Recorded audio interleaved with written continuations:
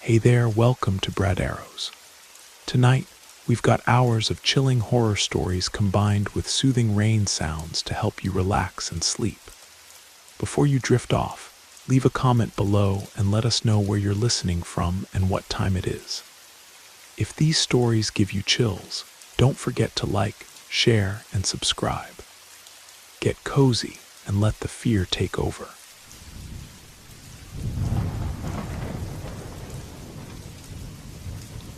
The sky hung heavy with dark gray clouds, pressing down like a weight on his shoulders, mirroring the crushing despair that filled Michael Rodriguez's chest.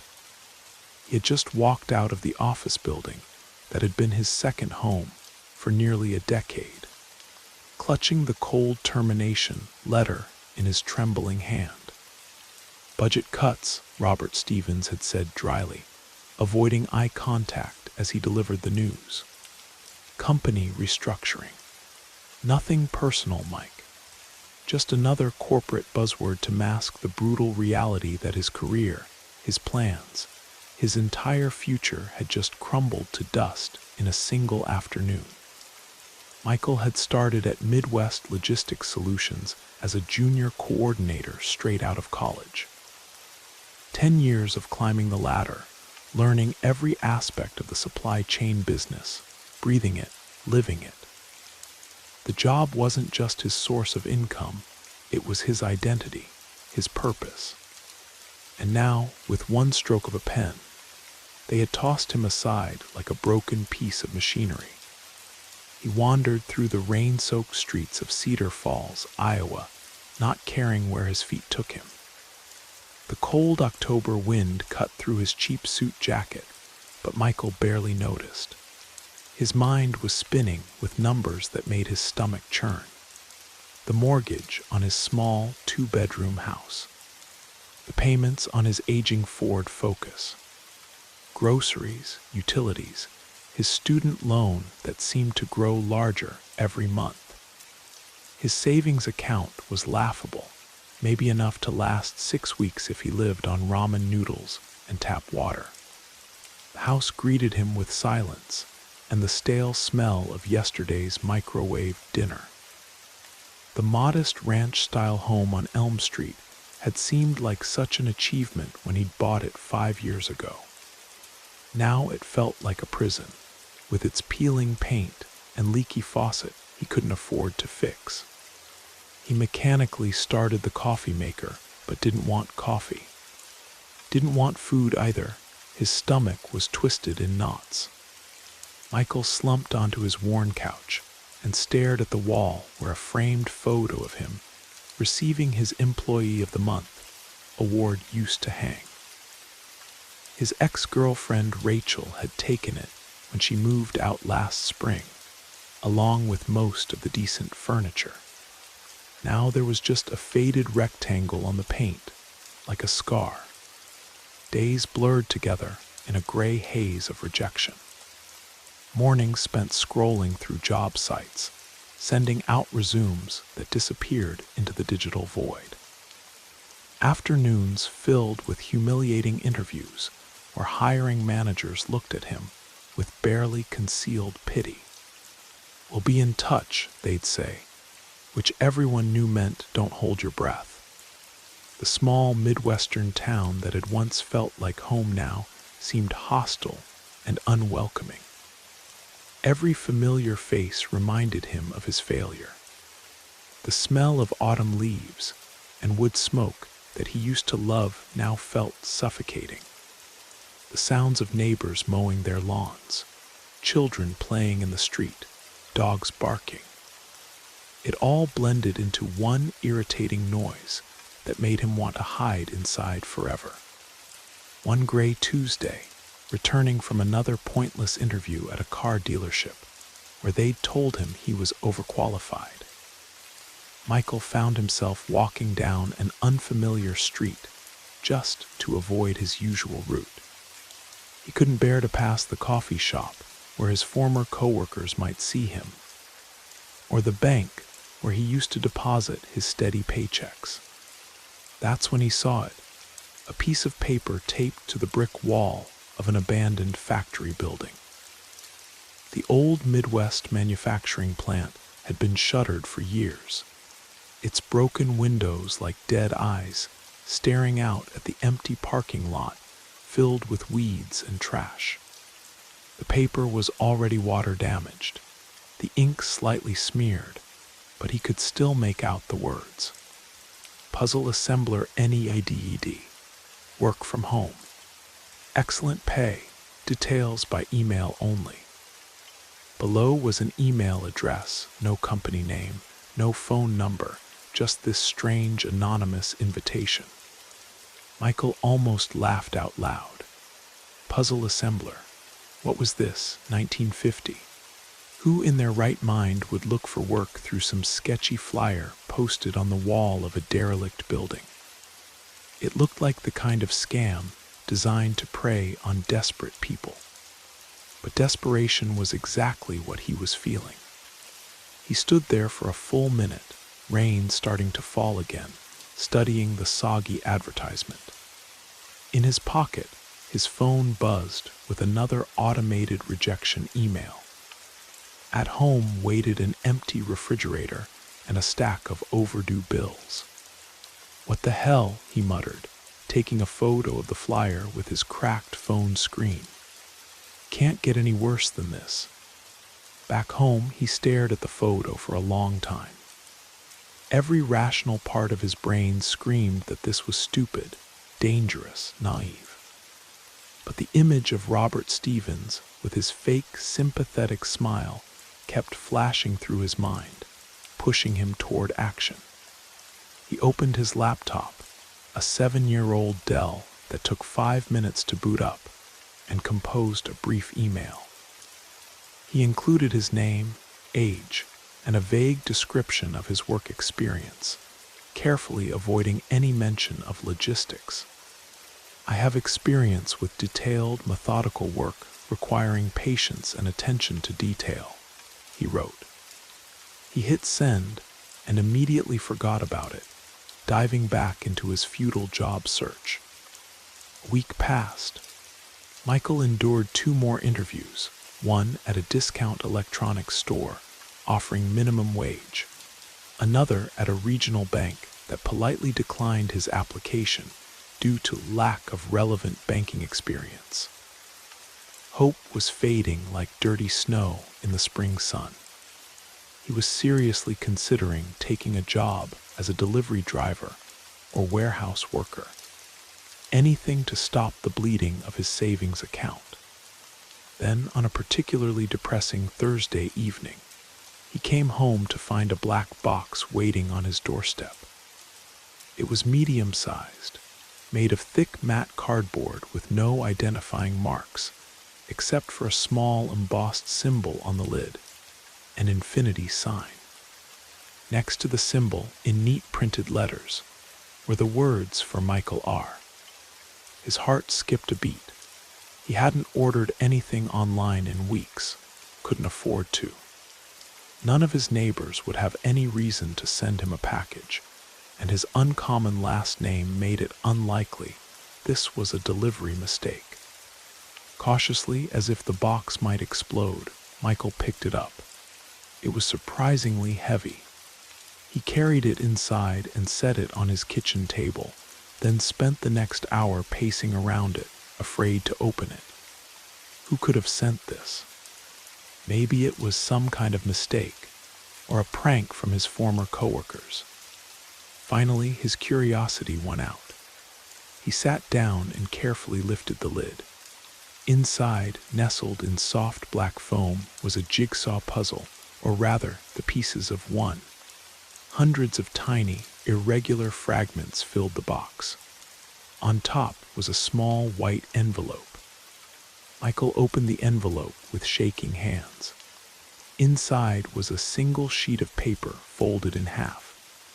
On one side was a return address, some post office box in another state. On the other side was a brief set of instructions.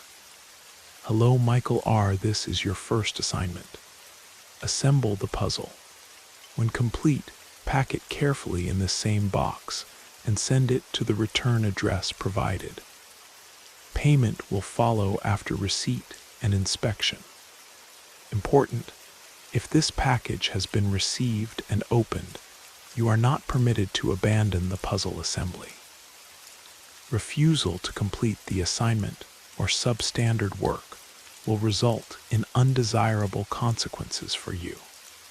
Michael read the instructions several times. Undesirable consequences. Was that supposed to be a threat? But part of him, the part that was tired of being broke and desperate, was already intrigued by this bizarre opportunity. He had always enjoyed puzzles as a kid, and what did he have to lose? "All right," he said to his empty kitchen. "Let's see what this is all about." He dumped the pieces onto the table. There were many more than he'd expected, at least 1,000, maybe 1,500. The color palette seemed muted, mostly grays, browns, and dark greens. He decided not to overthink it and got to work. At first it was challenging. The pieces were small and oddly shaped, without obvious connection points. But gradually he found his rhythm, his fingers learning to identify matching edges and color gradients. The work was oddly soothing, distracting him from his dark thoughts about unpaid bills and his uncertain future. He worked for several hours, forgetting about dinner and the late hour. The image was slowly taking shape, though he wasn't paying much attention to what it depicted. He was focused on the process, the methodical search for fitting pieces. Some kind of building, it looked like. Or maybe an abstract design. By 2 a.m, the puzzle was complete. It showed what appeared to be an old abandoned warehouse, with gray walls, broken windows, and rusted metal pipes. A pretty depressing scene, but rendered with photographic precision. Michael carefully transferred the completed puzzle to the cardboard backing from the box, sealed it up, and wrapped it with tape. The next day, before heading out to another round of job hunting, he stopped by the post office and sent the package to the return address. The postal worker gave him an odd look at the unmarked black box, but accepted it without questions. Days flowed back into their familiar pattern of rejection and disappointment. Michael almost forgot about the strange puzzle assignment. He was angry at himself for getting caught up in what was obviously some kind of elaborate hoax. What kind of legitimate business would pay someone to assemble puzzles? He was probably just helping some weirdo with their hobby project. Then, exactly 1 week later, he came home from a particularly brutal interview at an insurance company to find another package waiting on his doorstep. This one was different, not a black box, but a thick manila envelope that felt heavy in his hands. Michael's heart started racing as he tore it open.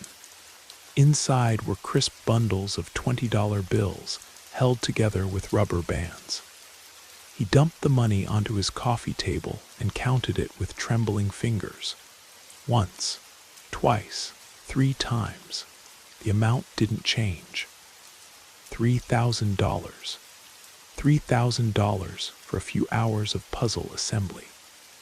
He sat there surrounded by more cash than he'd seen in months, unable to believe what was happening. To earn $3,000 at a regular job in Cedar Falls, he'd have to work for at least 2 months, maybe 3. And here it was, payment for one evening's work putting together a jigsaw puzzle. The shock gave way to euphoria. This was the answer to his problems. He could pay his overdue bills, buy groceries, maybe even catch up on his mortgage payments. His mind was already racing with possibilities when his eyes fell on another black box sitting behind where the envelope had been. Another assignment, another chance to earn easy money. Not wanting to waste a single moment, Michael grabbed the box and brought it inside.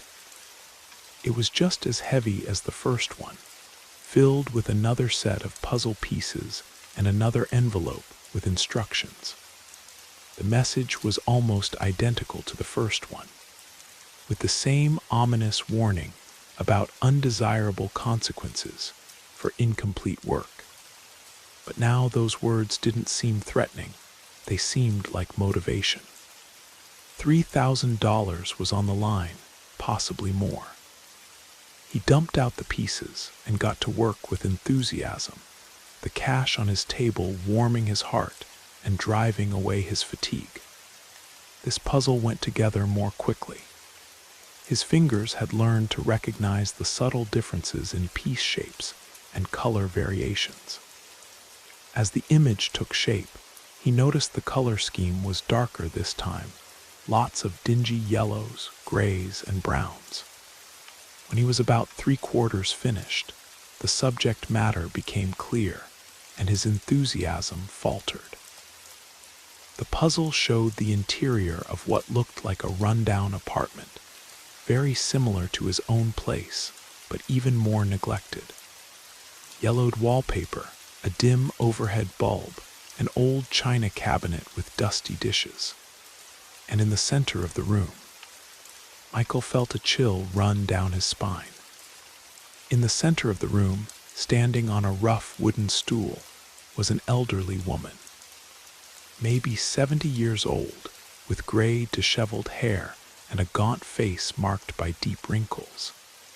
Her eyes were wide open but unseeing, and around her neck was a noose thick rope thrown over a hook meant for a ceiling fan. The image was disturbingly realistic, every detail rendered with horrible precision. Michael pushed back from the table, feeling sick to his stomach.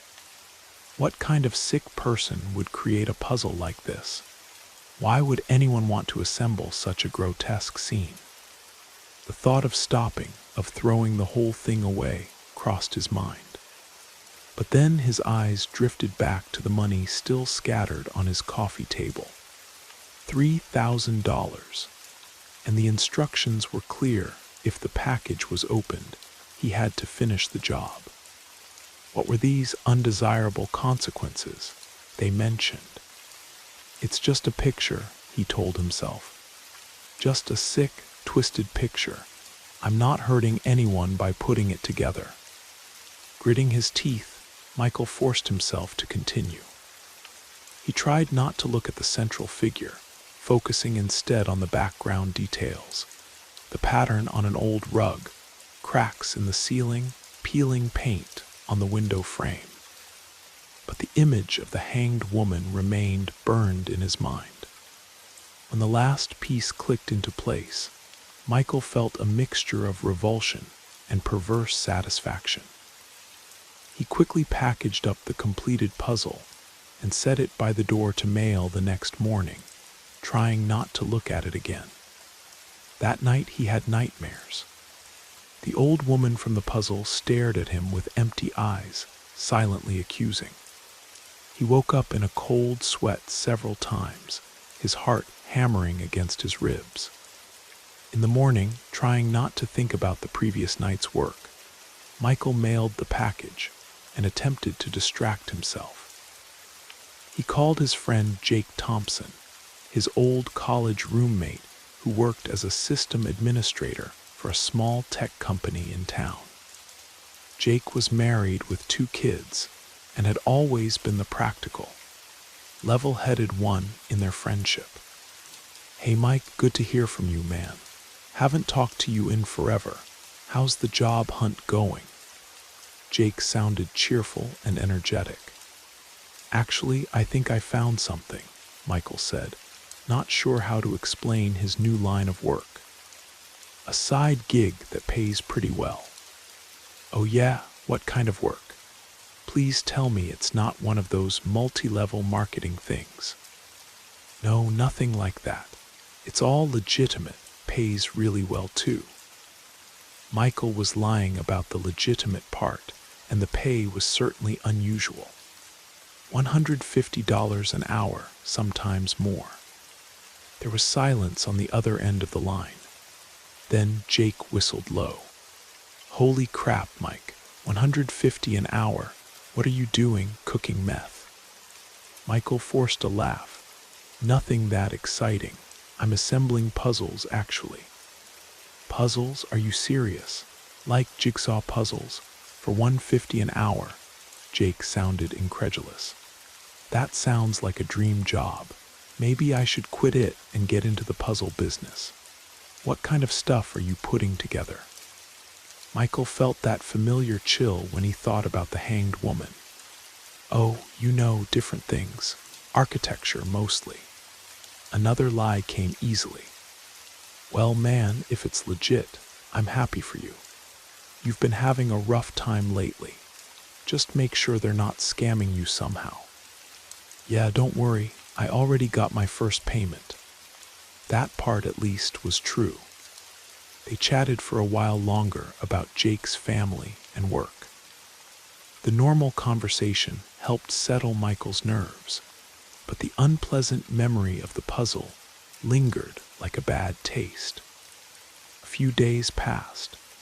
Michael used some of his earnings to pay bills and buy groceries, the first real food he'd had in weeks.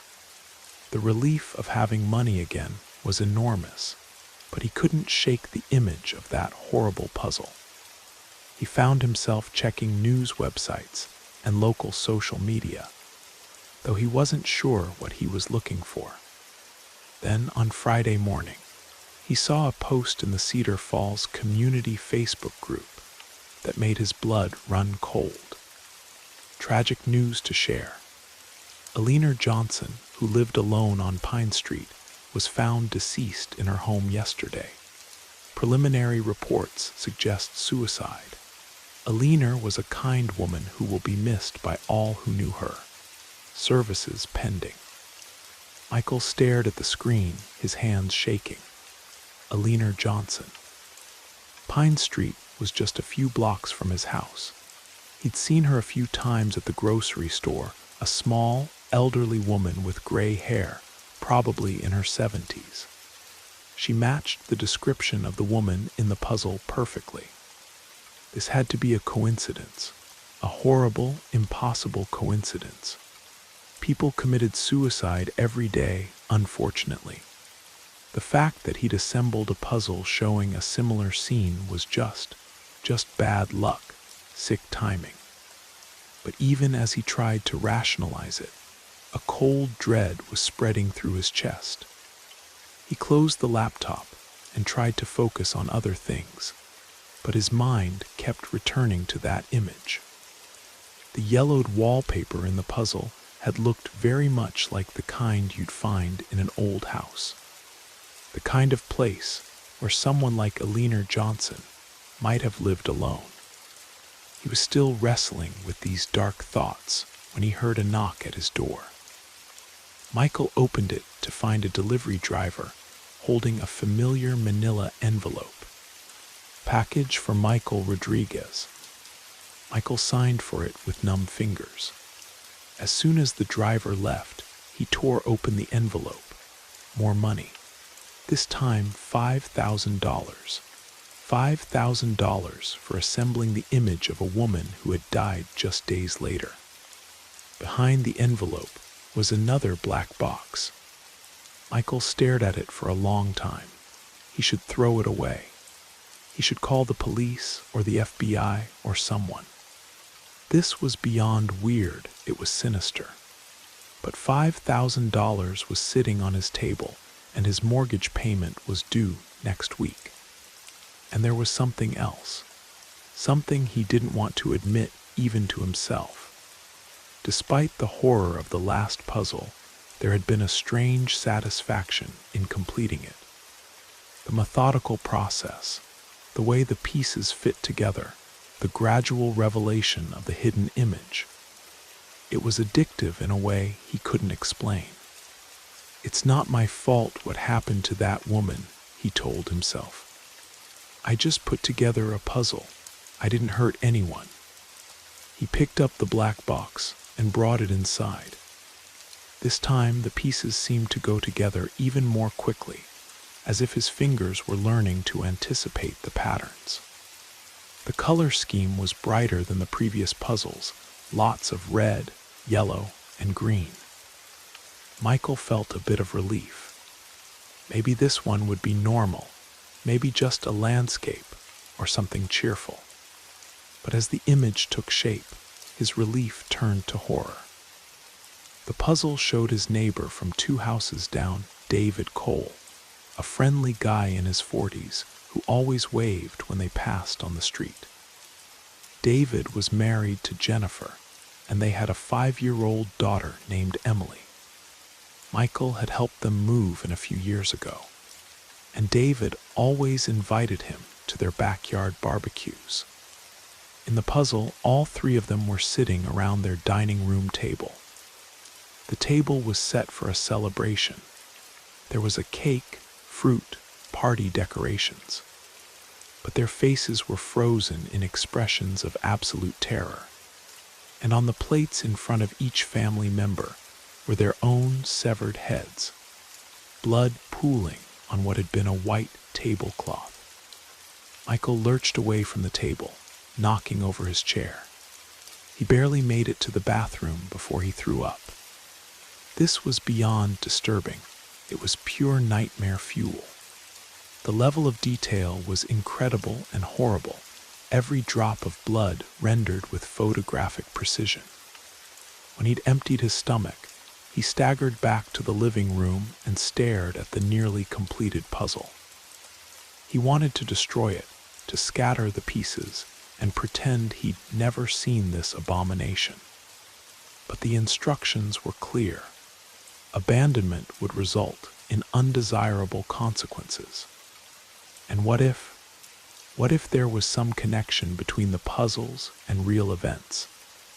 What if refusing to finish this one somehow made things worse for the Cole family? It was insane thinking, but the coincidence with Alina Johnson had shaken him badly. He had to know if David and his family were safe. Leaving the puzzle unfinished on his table, Michael walked to the Cole house and rang the doorbell. David answered almost immediately, his usual cheerful smile lighting up his face. "Hey Mike, what's up, buddy? Come on in, we were just about to have some coffee." Michael looked at him alive, healthy, completely normal, and felt a wave of relief so strong it nearly knocked him over. This proved it. The puzzles were just sick fantasies, nothing more. Alina Johnson's death had been a terrible coincidence, nothing else. "Actually, I can't stay," Michael said, backing away from the door. "Just wanted to say hi." "You sure? Jennifer made her famous chocolate chip cookies. Emily would love to see you." "Maybe another time," Michael said, already turning away. "Take care, David. You too, man. You look a little pale. You feeling okay?" Michael waved him off and hurried back to his house. He felt foolish for his paranoia, but also relieved. David was fine. His family was fine. The puzzle was just a horrific picture, nothing more. That night he forced himself to finish the assembly, trying not to look at the gruesome central image. He packaged it up and decided he would mail it the next day, then seriously consider whether to continue with this bizarre job. The money was incredible, but the psychological toll was starting to wear on him. The week dragged by slowly. Michael found himself checking on the Cole family obsessively, walking past their house multiple times a day. David was always working in his yard or washing his car. Jennifer could be seen through the kitchen window, and little Emily played on their swing set. Everything was normal. Michael began to relax. He'd been letting his imagination run wild. Yes, the puzzles were disgusting, but they were just pictures. Some sick artist's twisted fantasies, nothing more. He'd already earned $8,000 from this strange arrangement. enough to catch up on all his bills and have some breathing room. Maybe he could do a few more assignments and then find a regular job with less financial pressure. On Thursday morning, Michael was walking back from the post office where he'd mailed the latest puzzle when he noticed unusual activity at the Cole house. There were police cars in the driveway, an ambulance, and a small crowd of neighbors gathered on the sidewalk. His heart started pounding as he approached. One of his neighbors, Mrs. Patterson from across the street, was standing with her hand over her mouth, tears streaming down her face. "What happened?" Michael asked, though part of him already knew. "Oh, Michael, it's just horrible," Mrs. Patterson sobbed. "David and Jennifer and little Emily. Someone broke into their house last night. The police say it looks like a home invasion gone wrong. They're all." She couldn't finish the sentence, but she didn't need to. Michael felt the world spinning around him. His vision blurred, and he had to grab onto a fence post to keep from falling over. How did they?" he managed to whisper. "I don't know the details," Mrs. Patterson said, "but I heard one of the officers mention something about the dining room. Just terrible, terrible." Michael stumbled away from the scene, his mind reeling. This couldn't be happening. This couldn't be real, but deep down he knew it was. Somehow, impossibly, the puzzles were connected to real deaths. He wasn't just assembling pictures, he was, predicting murders, causing them. The thought was so monstrous, he couldn't fully process it. But the evidence was undeniable. 2 puzzles, 2 deaths, both matching the horrible images he'd put together with his own hands. By the time he reached his house, Michael was hyperventilating. He fumbled with his keys, rushed inside, and collapsed on his couch. On his coffee table sat another manila envelope, thick with cash. Payment for the Cole family's deaths. He couldn't touch it. The money felt cursed, blood-soaked. But even as revulsion filled him, another part of his mind was calculating. If the pattern held, there would be another black box soon. Another assignment, more money. And despite everything, despite the horror and the guilt, he found himself waiting for it. The knock at his door came 2 hours later. Michael opened it to find another delivery driver with another envelope. Inside was $10,000 and a black box. $10,000 for a family of 3. Michael sat on his floor, surrounded by money that felt like it was burning his hands. He should stop this. He should refuse the next assignment, throw away the box, call the police. But the instructions were clear about the consequences of refusing. And what were those consequences? What would happen to him if he stopped? More importantly, what would happen to whoever was depicted in the next puzzle if he didn't complete it? That thought chilled him. If the puzzles were somehow causing these deaths, then maybe completing them was actually preventing something worse. Maybe by assembling them quickly and correctly, he was minimizing the suffering. It was twisted logic, but it was the only way he could rationalize continuing. With shaking hands, he opened the black box and began working on the next puzzle. This one was different. The pieces were smaller and more numerous than any previous assignment. As the image slowly took shape, Michael realized why. It showed not one person, but dozens. A classroom full of children, maybe 8 or 9 years old. They were sitting at their desks in what looked like a typical elementary school room, with alphabet charts on the walls and children's artwork displayed on bulletin boards. But something was wrong with the scene. The children's faces were turned toward the front of the room, where a figure stood at the teacher's desk. The figure was wearing a dark coat and had something in their hands, something that glinted metallically in the fluorescent lighting. Michael's hands started shaking so badly he could barely hold the puzzle pieces. This was worse than anything he'd seen before. If the pattern held, if the puzzle somehow predicted real events, then somewhere there was a classroom full of innocent children in danger. He had to finish it. He had to complete the assembly as quickly as possible and send it away. Maybe that would prevent whatever was supposed to happen. Maybe he could save them. Working frantically now, Michael fitted piece after piece into place. The image became clearer and more horrible with each addition.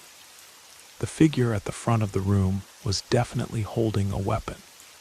The children's faces showed confusion and fear. In the corner of the image, barely visible, was a small sign on the wall. "Welcome to Riverside Elementary School." Michael's blood turned to ice. Riverside Elementary was less than a mile from his house. His neighbors' kids went there. Half the children in Cedar Falls attended that school. When the puzzle was finally complete, Michael didn't even look at it closely. He couldn't bear to see any more details. He quickly packaged it up and ran to his car, driving to the post office as fast as he dared. He had to get this thing sent away, had to complete the assignment before. Before what? Before it was too late. Before the horrible scene became reality. He mailed the package with overnight delivery, paying extra to make sure it arrived as quickly as possible. Then he drove home and waited, checking news websites obsessively, calling the school's main number just to hear the cheerful automated message confirming they were open and operating normally. 2 days passed. Nothing happened. Michael began to hope that maybe this time was different. Maybe the puzzle was just another sick fantasy. Maybe he'd broken the pattern somehow by mailing it so quickly. Then on the 3rd day, he woke up to the sound of sirens. Lots of them, all heading in the same direction, toward the school. Michael turned on the local news with dread in his heart. The breaking news banner confirmed his worst fears. Active shooter situation, AT, Riverside Elementary School.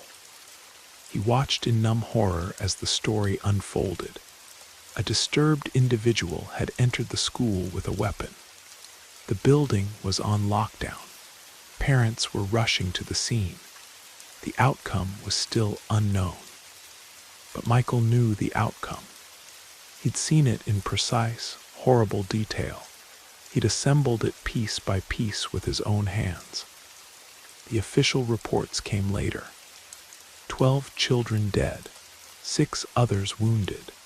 The shooter had been stopped by police, but not before carrying out most of what Michael had seen in the puzzle. The scene described by witnesses matched the image perfectly. Right down to the "Welcome to Riverside Elementary" sign on the classroom wall. Michael didn't leave his house for 3 days.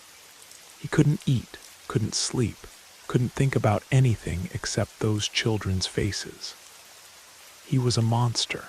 Whatever this thing was, whatever force was behind the puzzles, he had become its willing accomplice. He had assembled the blueprint for mass murder and sent it on its way. The payment arrived on schedule.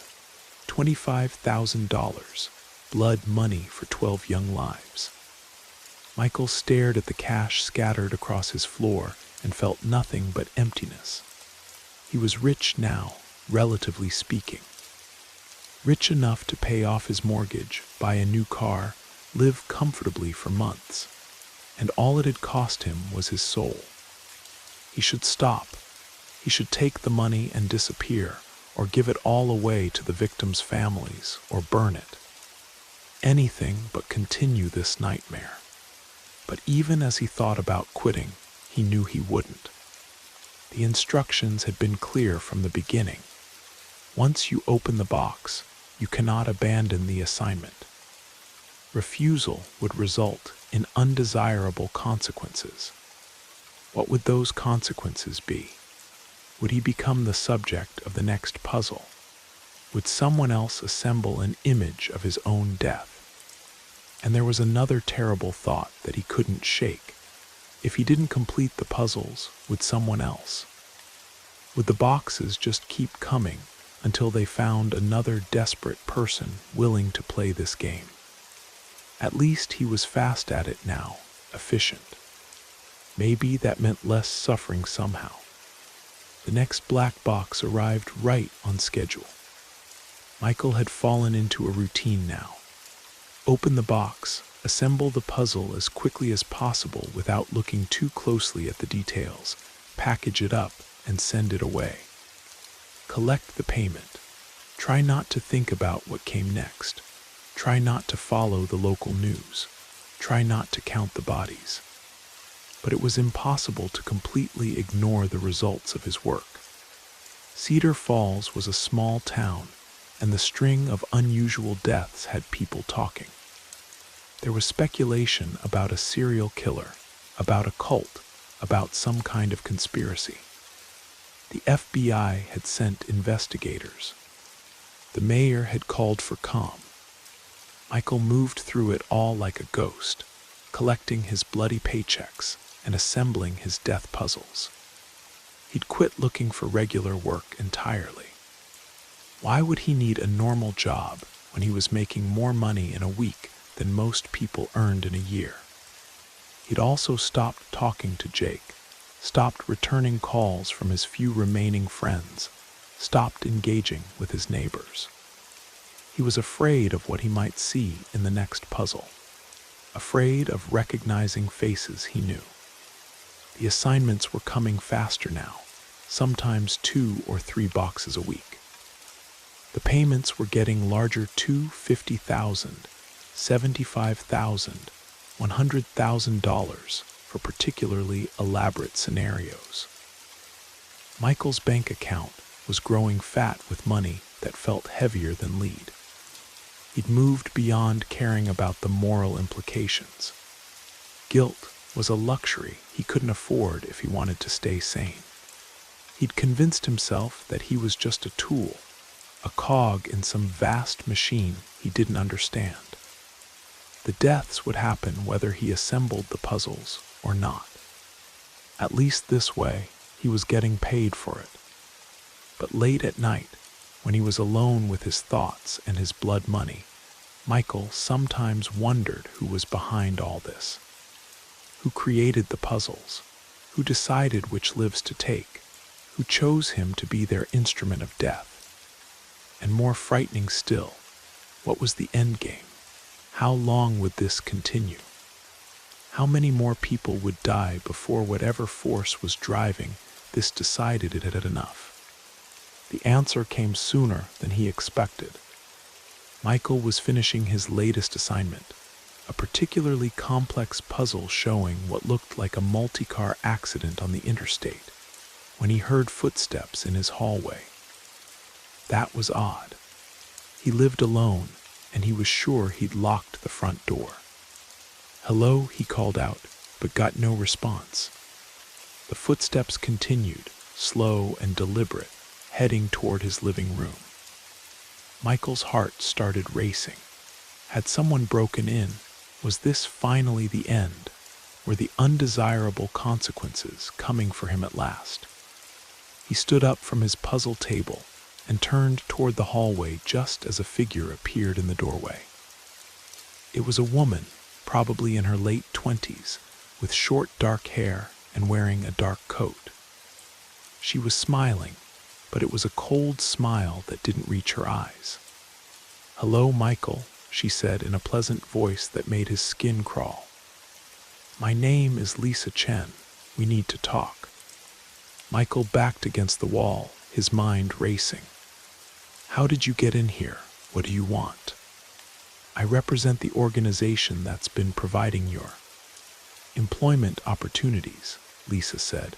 walking casually into the room. Her eyes fell on the money scattered across his coffee table, the partially assembled puzzle on his work surface. Impressive productivity. You've exceeded all our expectations. What organization? Who are you people? Lisa smiled that terrible smile again. We're entrepreneurs, Michael. We provide services that others find distasteful. Death, you might say, is our business. And business has been very good. I don't understand. How do the puzzles? Why do people die when I complete them? Lisa finished. Oh, the puzzles don't cause the deaths, Michael. That would be magic, and we don't believe in magic. We believe in more practical methods. Michael felt his legs go weak. You mean? We have people, Michael. People who receive our completed puzzles and use them as, let's call them blueprints. Very detailed blueprints that our field agents follow to the letter. You've been providing the artistic vision, you might say. Others handle the implementation. The room spun around Michael as the full horror of what he'd been doing hit him. He wasn't just predicting deaths or somehow causing them through supernatural means. He was planning them. Every puzzle he completed was a murder manual, a step-by-step guide for professional killers. You're insane, he whispered. Why are you doing this? Money, of course, Lisa said matter-of-factly. Do you have any idea how much people will pay to have their problems solved? A business rival, an unfaithful spouse, an inconvenient witness. Our clients pay millions for our services. Your puzzles help us provide that extra touch of artistry that sets us apart from common assassins. I won't do it anymore, Michael said, trying to make his voice sound stronger than he felt. I'm done. Find someone else. Lisa's smile widened. Oh, but Michael, you signed a contract. Remember the instructions in every box. Once you open it, you cannot abandon the assignment. That wasn't a suggestion. It was a legally binding agreement. You've been working for us all along. That's insane. No court would uphold something like that. Perhaps not, Lisa agreed. But we don't rely on the courts for enforcement. We have other methods. She reached into her coat and pulled out a familiar black box. But this one was different. It was smaller. And instead of an infinity symbol, it had Michael's initials embossed on the lid. Your final assignment, Lisa said, setting the box on his coffee table. Consider it your retirement package. Michael stared at the box, his mouth dry as sand. What's in it? I think you know, Michael. You've become quite good at this work. Too good, perhaps. You've seen behind the curtain, so to speak. That makes you a liability. With trembling hands, Michael opened the box. Inside was a puzzle, but the pieces were larger than usual, and there weren't as many of them. It would be a quick job, maybe an hour's work at most. Go ahead, Lisa said, settling into his armchair as if she owned the place. Complete your masterpiece. Michael's hands shook as he began laying out the pieces. The color scheme looked familiar, the same faded yellows and browns as his own living room. As he began fitting the pieces together, a horrible certainty settled over him. The puzzle showed his own house, his own living room. There was his couch, his coffee table covered with money, his work area where he'd assembled so many death warrants. And there, in the center of the image, was Michael himself. He was lying on the floor, his eyes wide with terror, a jagged piece of metal protruding from his chest. The metal looked like it had been broken off from something larger, maybe a piece of rebar or pipe. There was a symbol etched into the surface, barely visible but unmistakably, the same infinity sign that had marked all his puzzle boxes. Around his body were scattered the pieces of another puzzle, one he'd apparently been working on when death came for him. On the wall above his corpse, that familiar faded rectangle where his Employee of the Month award used to hang looked like a mocking smile. "Quite artistic, don't you think?" Lisa commented, watching him work with professional interest. Our client wanted something with a touch of irony. The puzzle maker becomes the puzzle, you might say. "Who?" Michael managed to croak as he placed another piece. "Who wants me dead?" "Oh, several people, actually. Turns out assembling murder blueprints makes you quite a few enemies. But our primary client is someone you know quite well." Michael looked up from the puzzle, confusion mixing with his terror. Lisa smiled. "Your friend Jake Thompson. Apparently, he figured out what you were really doing. Did some digging, made some connections. He's been trying to expose our little operation. Very inconvenient for business." "Jake wouldn't, he's not. Rich enough to afford our services," Lisa finished. "Oh, but he is now. Turns out his wife Jennifer had a rather substantial life insurance policy. And his children, well, children are quite valuable in certain markets. Amazing what people will pay for when they're desperate enough." Michael's hands froze over the puzzle pieces. Jake's wife was named Jennifer, but that was impossible. Jake's wife was. The realization hit him like a physical blow. Jennifer Cole, David Cole's wife. The woman he'd killed with his puzzle had been Jake's sister-in-law. The little girl, Emily, had been Jake's niece. "You're lying," Michael whispered, but even as he said it, he remembered details he'd tried to forget. Jake mentioning his wife's sister and her family. Jake talking about his niece, Emily, who loved to draw. Jake's devastation when he'd heard about the murders. "Jake figured it out about 2 weeks ago," Lisa continued conversationally. "Started putting the pieces together, if you'll pardon the expression. Your sudden wealth, your secretive new job, the timing of the deaths. He's quite clever, your friend, too clever for his own good."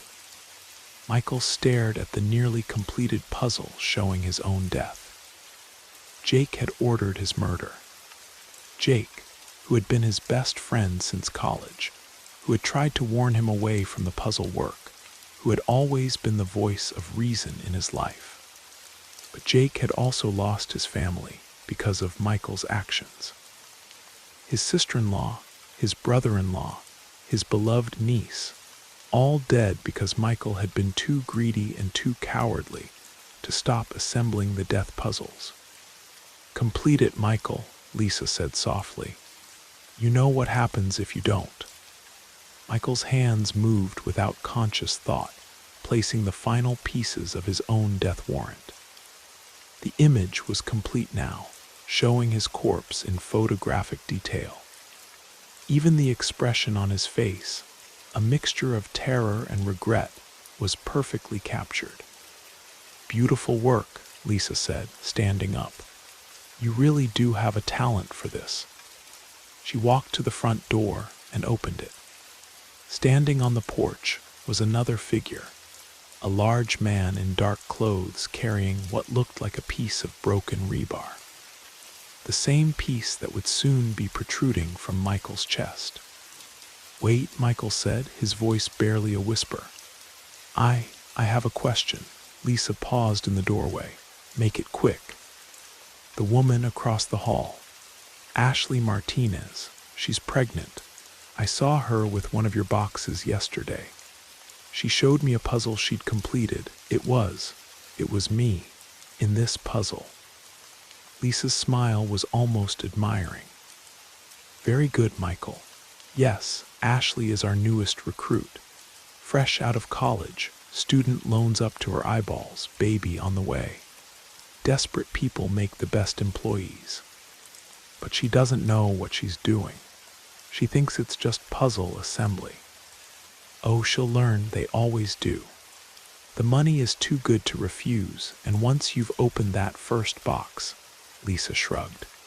Well, you know how it works. Michael thought about Ashley's innocent smile as she'd shown him the puzzle of his own death. She'd been proud of her work, excited about earning money while on maternity leave. She had no idea she was signing death warrants. She'll end up like me, he said. Eventually, yes. We find that puzzle assemblers have a limited shelf life. The work tends to affect people, makes them unreliable. Better to cycle through fresh talent regularly. The man with the rebar stepped into the room. Michael could see the infinity symbol etched into the metal now, crude but unmistakable. Any last words? Lisa asked politely. Michael looked around his living room one final time. At the money scattered everywhere, blood payments for dozens of lives. At the completed puzzle showing his own death. At the endless cycle of horror he'd helped perpetuate. Tell Ashley, he said quietly. Tell her the puzzles aren't just pictures. Lisa tilted her head. Oh, but they are, Michael. They're just pictures that happen to come true. Art imitating life, you might say. Or perhaps life imitating art. Does it really matter which? The man raised the piece of rebar. Michael closed his eyes and thought about Alina Johnson, about the Cole family, about the children at Riverside Elementary, about all the lives he'd helped end for the sake of easy money.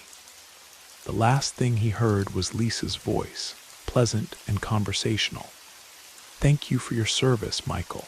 Your work has been invaluable. The sound of approaching footsteps was the last thing Michael Rodriguez ever heard. The puzzle was complete, and like all the others, it was about to become reality. 3 days later, Ashley Martinez found another black box outside her apartment door. Inside was a new puzzle and a note explaining that her previous assembler had been reassigned to other duties. The pay for this assignment was $20,000, more money than she'd ever seen in her life. As she spread the pieces across her table, Ashley hummed softly to herself, already planning how she'd spend her earnings. Baby supplies were expensive, and her student loans weren't going to pay themselves.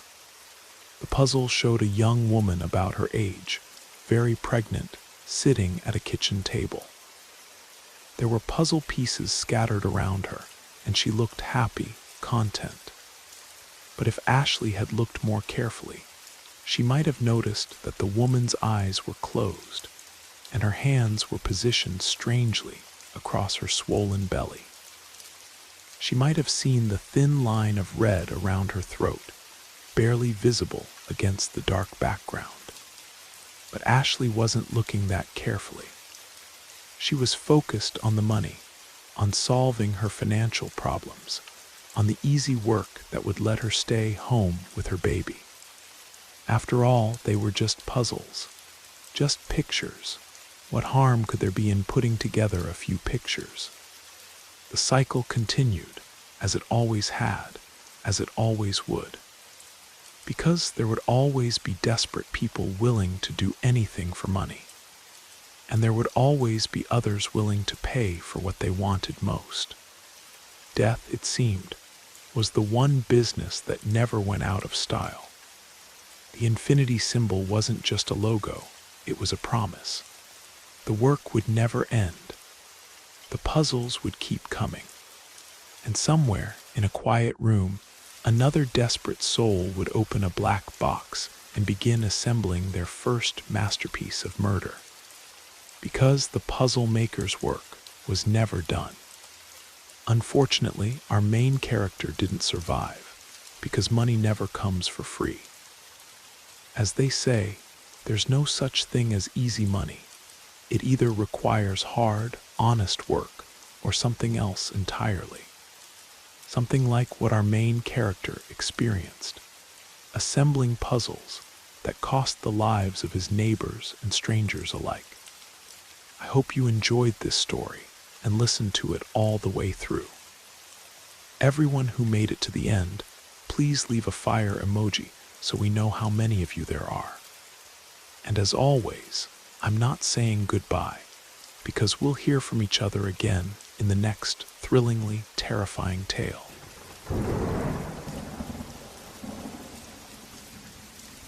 Marcus woke not to the gentle chime of his alarm clock, but to his own strangled gasp clawing its way out of his chest.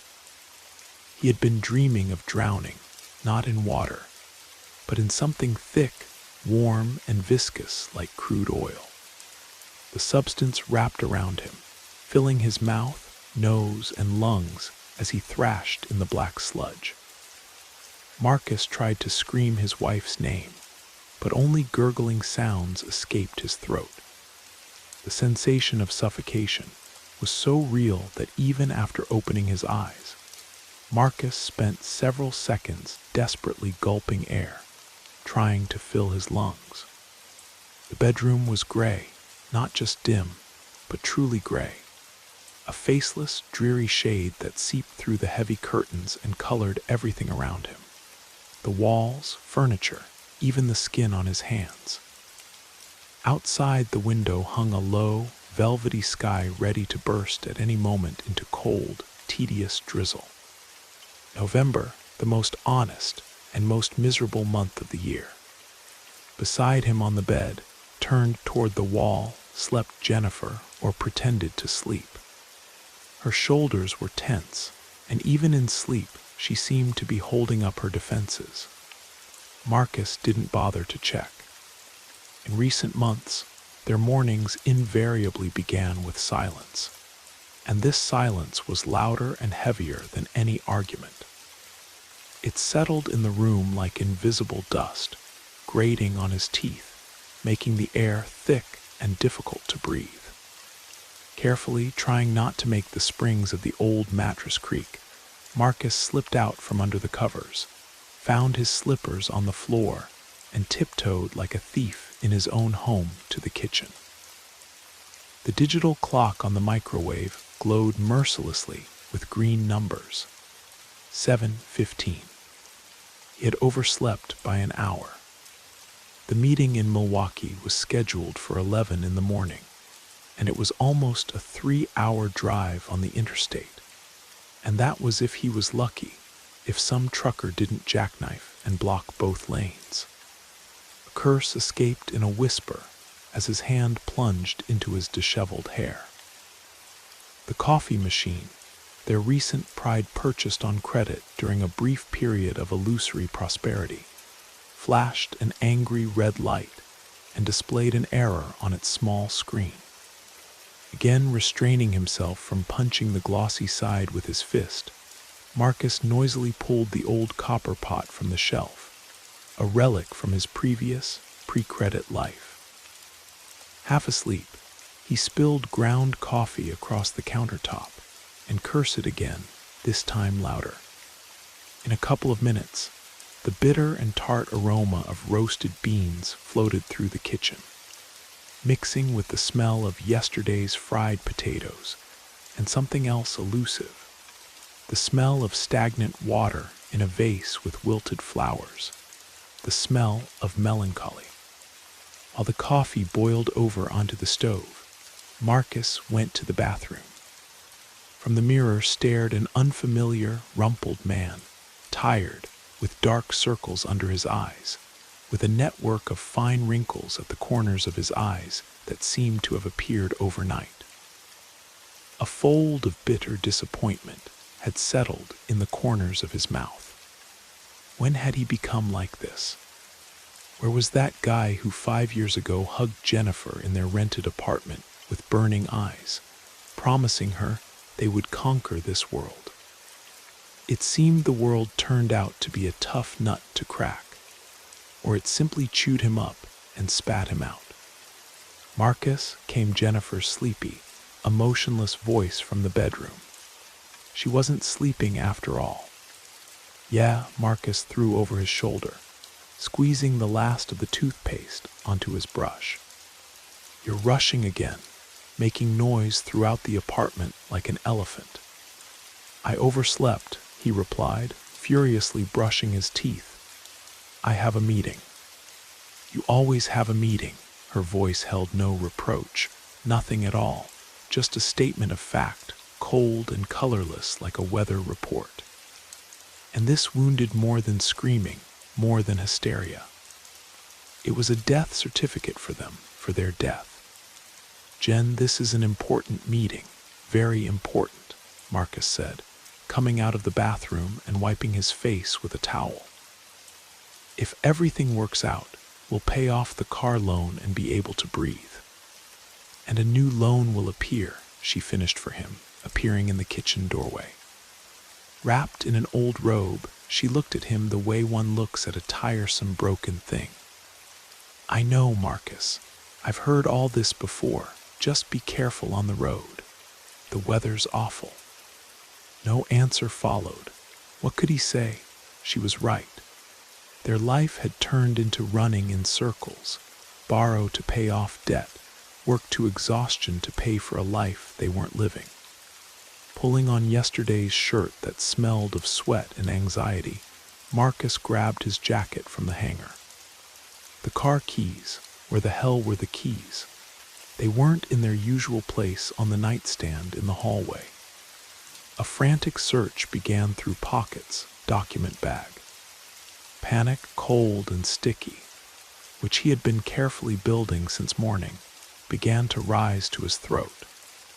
Where are you damn things? Marcus hissed, shaking out the contents of his jacket pocket onto the floor. Small change, chewing gum, a crumpled receipt from the gas station. Check yesterday's jeans, came her indifferent voice. You were talking to your father on the balcony in them. Right, yesterday his father had called.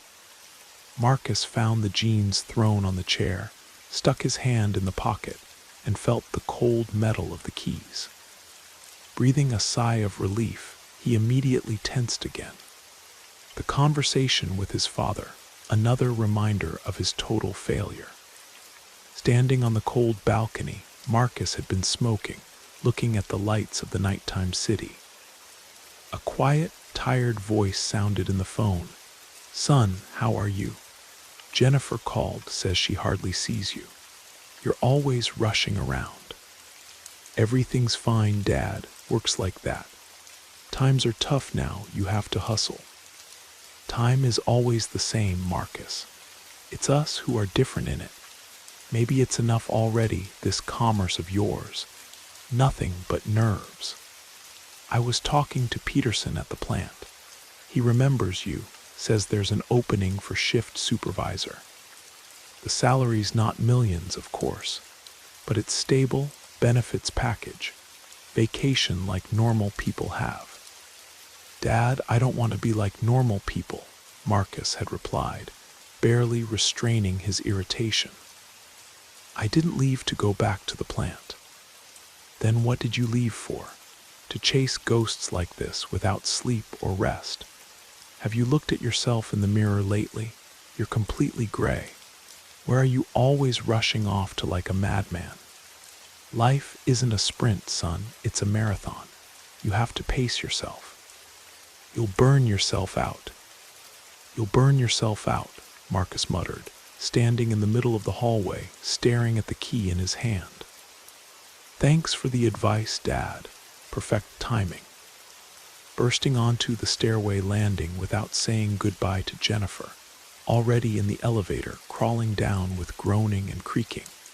He realized he had forgotten his phone on the kitchen table. Going back was bad luck. Waving his hand dismissively, Marcus decided to do without it. All the necessary numbers were in his head, and for navigation, there was an old GPS unit he kept in the glove compartment for just such cases. He wouldn't go back, not for anything. His Chevy Malibu, once shining and bought with the thought of being no worse than other people's, stood in the parking lot covered with a thick layer of dirt and city dust. The car looked as tired and battered as its owner.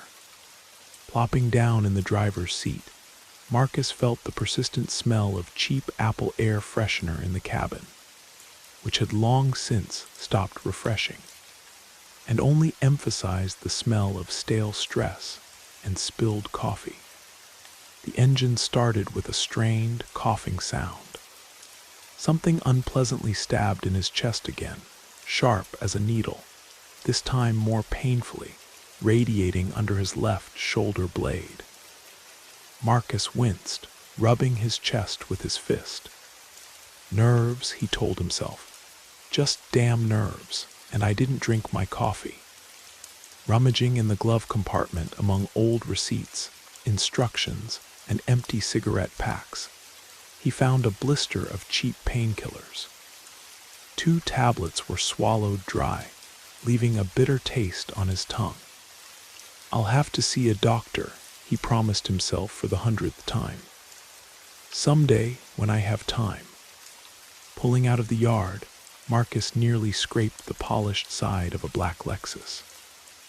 The Lexus driver, a bald, smug man in expensive glasses, expressively twirled his finger at his temple.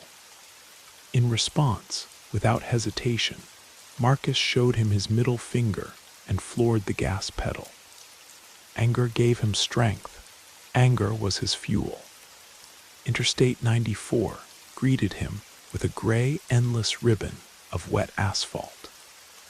The wipers lazily squeaked, smearing dust across the windshield, turning the world into a blurred watercolor painting done in the most depressing tones. Bare and black trees along the shoulders stretched their bony branches toward the leaden sky like drowning people. Turning up some upbeat, stupid pop music, Marcus tried to drown out his own thoughts, but they stubbornly, like spite, climbed into his head, uninvited and intrusive. Memories of the beginning surfaced, how he and Jennifer, still quite young, sat in the kitchen of their rented 1-bedroom apartment and made plans. Then Marcus had just left a reliable but deadly boring job at some government office, where he needed to shuffle papers from place to place. He was full of ideas and energy, feeling he could move mountains. At first, everything went well. Small contracts, first successes, buying this car, a vacation trip to Florida. It seemed like it was beginning. But then the recession hit, or luck simply ran out. Partners who yesterday had been shaking his hand today wouldn't answer their phones. Clients disappeared without paying invoices. Debts began to grow like a snowball. And here he was, Marcus, formerly young and promising, racing down a dreary highway in a wrinkled suit to sell some Milwaukee company a batch of industrial chemicals with questionable certificates. The deal of his lifetime. His Gettysburg. His last battle. Marcus, you're always late. You always ruin everything at the last moment. Jennifer's voice wouldn't let go. She had been gentle, kind, loving, but fatigue and disappointment wore her down like water wears down stone. It was visible in her dimmed eyes, in how she stopped laughing at his jokes, in how she flinched when he came home late. This deal wasn't about money. It was about getting back her gaze, that same admiring and loving look with which she had looked at him when he proposed on the shore of Lake Michigan. He wanted to be her hero again, not a failure. Marcus drove 130, 140, on some sections 150, passing trucks, flying into oncoming traffic, and managing to return to his lane a second before collision. He pressed against the guardrail, slipped through on a flashing yellow light. The GPS mounted on the passenger seat showed that he was gradually catching up to schedule. There was a chance. There was still a chance. His stomach rumbled loudly and demandingly, reminding him that his morning coffee had been left boiling on the stove, and a pill wasn't the best food. Ahead, like a saving mirage in this gray desert, loomed the lights of a roadside diner.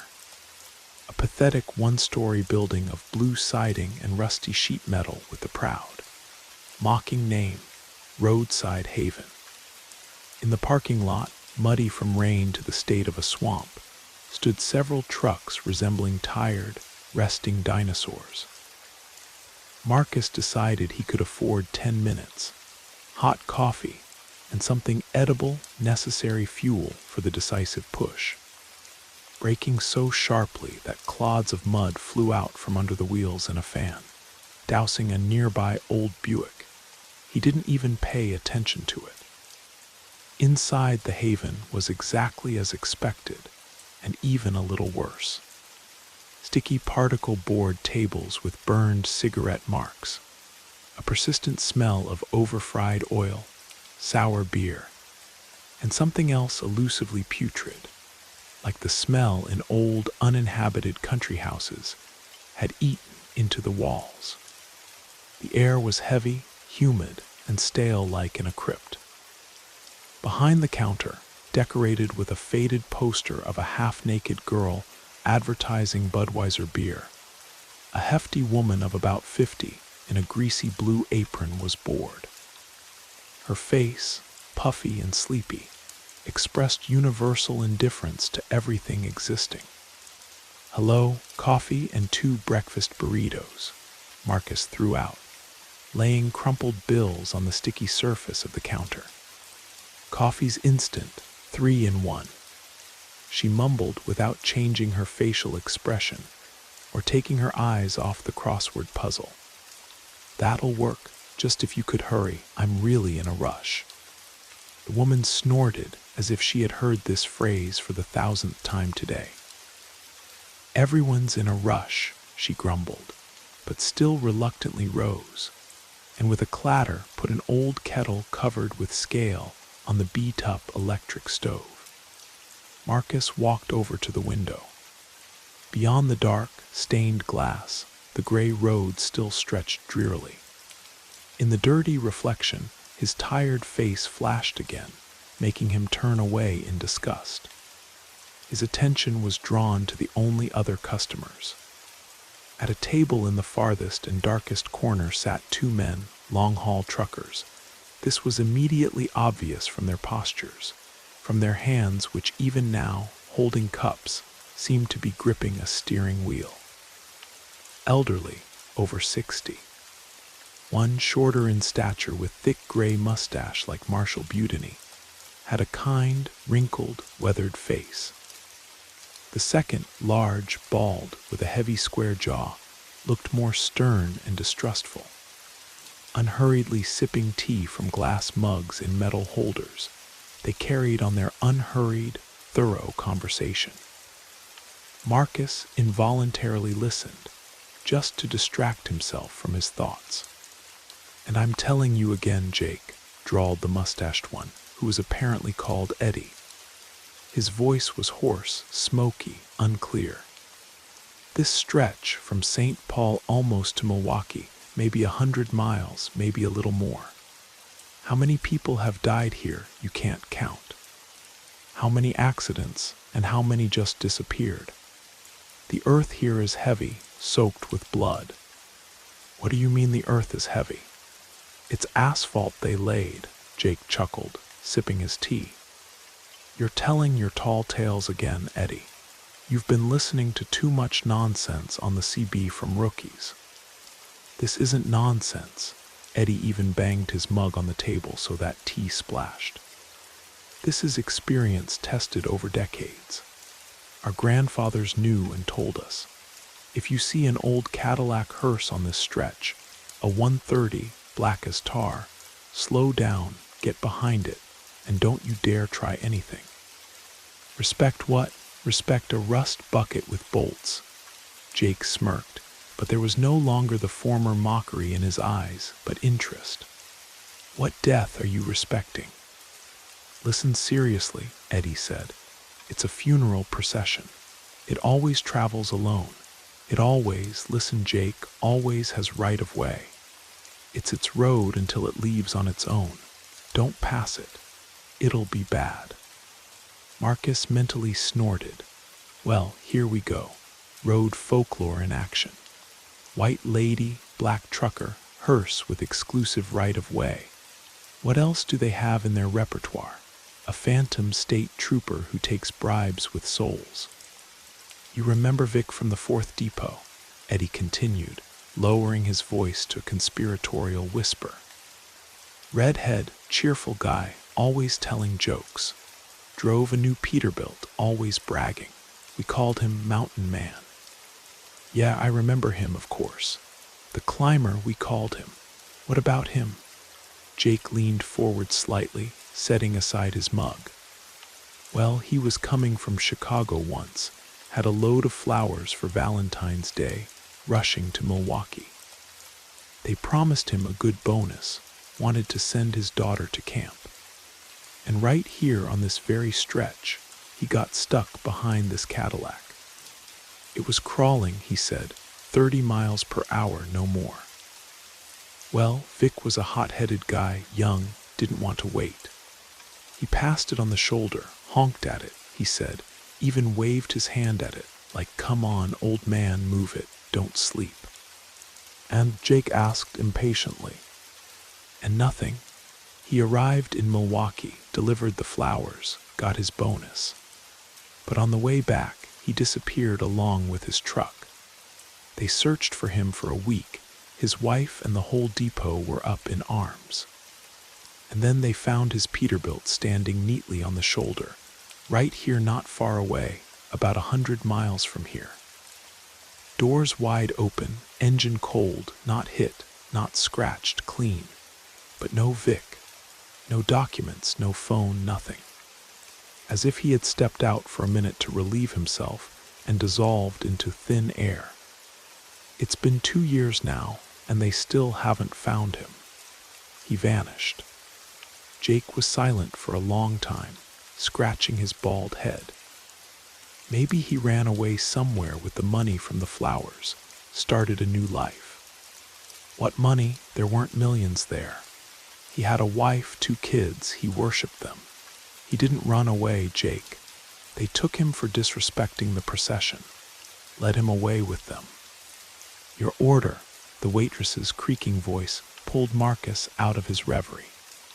Taking his paper cup of scalding coffee and 2 greasy, bubbling burritos in an oil-stained paper bag, he felt irritation at this mixture of superstitions and cheap mysticism. People cling to any nonsense to justify coincidences and their own stupidity. Passing by the trucker's table, Marcus couldn't stand it and stopped. Excuse me for butting in, he addressed them with the most polite, but therefore even more venomous intonation. Do you gentlemen seriously believe in this nonsense? In the 21st century, hearses, processions. Eddie slowly raised his faded light blue eyes to him. There was no anger or offense in them, only some deep, universal fatigue and pity. You don't have to believe, son, he said quietly but distinctly. It's enough to know. Know what? That if I see an old truck on the road, I need to crawl behind it like a sheep, losing my precious time. My time is money. Everyone's time is money, Eddie sighed quietly, looking somewhere through Marcus. And everyone's in a rush. Only the final stop is the same for everyone. You'd better watch your blood pressure instead of telling each other fairy tales, Marcus snapped, feeling irritation turn into open anger. Otherwise, from such stories, it's not far to a heart attack. Turning sharply, he headed for the exit without waiting for an answer. In a hurry, son, Eddie's voice reached his back. The voice was quiet but penetrating. You bet, Marcus threw back, slamming the door so hard that the glass in it rattled and went into small cracks. Back in the car, the smell of hot burritos mixed with the apple scent, creating a nauseating cacophony. Taking a sip of coffee, Marcus burned his tongue. Good. Anger gave him strength. He drove onto the highway with wheels spin, leaving greasy chunks of mud on the gray asphalt. Superstitious idiots. Retirees who have nowhere to hurry anymore, so they make up scary stories to give their boring lives at least some meaning. He flew down the highway, making up for time lost at the diner. The GPS encouragingly showed that an hour and 20 minutes remained to Milwaukee. They would make it just in time, but they would make it. Allowing himself to relax a little, he leaned back in his seat and bit into a burrito. Hot grease splashed onto his jacket. Damn. He tried to wipe the stain with a napkin, but only made it worse. And then he saw it. At first it was just a black, irregular dot ahead in his lane. He was rapidly catching up to it. As he approached, the dot grew, taking on ugly, angular outlines. An old truck, black. His heart skipped a beat, then began beating fast. Cadillac 130 with a black closed body covered with blackened, wave-worn iron, with small windows curtained with dirty, faded fabric. A hearse. It was exactly like in that tale from the diner. Black as night itself, with peeling paint from under which ugly ulcers of thick rust showed through like a leper's sores. The truck wasn't driving, it was crawling slowly, inevitably, as if reluctantly overcoming the resistance of the air itself.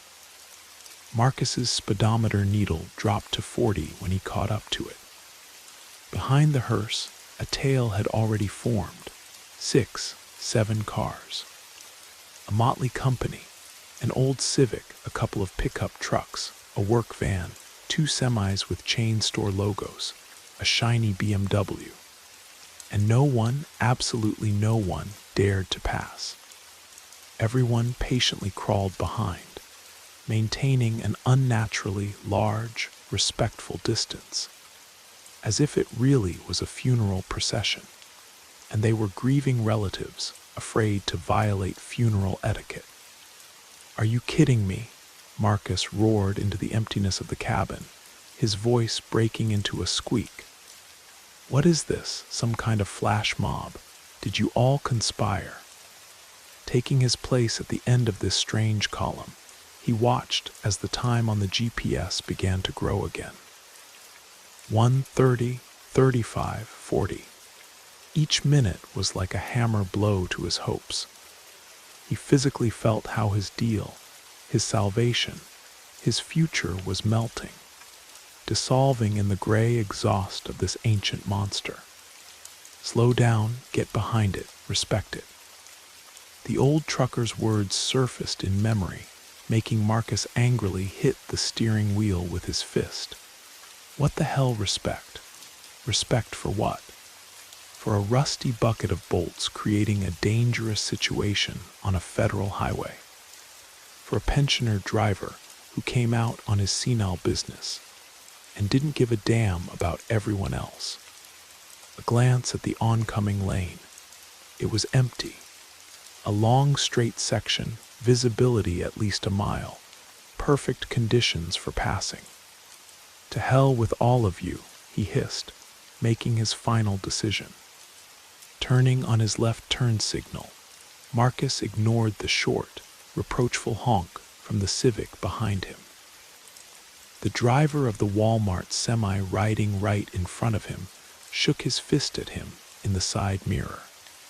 Demonstratively ignoring them, he pressed the clutch, threw it into third gear, and sharply pressed the gas. As if rushing into attack, the Chevy roared and shot into oncoming traffic. Long, indignant honks followed. Everyone was honking, as if he was committing not an overtaking, but sacrilege. "Idiots," Marcus shouted, no longer restraining himself. "Superstitious sheep." The overtaking began. Slowly, painfully slowly, he drove past the tail of the column. There, he drew level with the last semi, with the pickup, with the BMW, whose driver, a man in an expensive coat, looked at him with horror. Finally, the overtaking of the hearse itself began. It was impossible not to look. He had to see the face of the asshole who had arranged this circus on the road. Look into his eyes, maybe even show him a fist. Casting a glance at the cab, Marcus felt his blood freeze in his veins. The cab was empty. There was no one behind the wheel. The passenger seat was also vacant, dusty, covered with a years-old layer of dirt and bird droppings.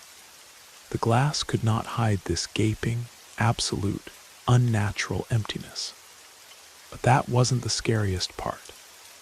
The scariest part was that the steering wheel, old with peeling, cracked upholstery resembling snakeskin, was slowly, barely noticeably trembling and turning by itself, keeping the huge, heavy machine on a perfectly straight trajectory. An icy, paralyzing cold ran down his spine. This couldn't be. This broke all the laws of physics and common sense.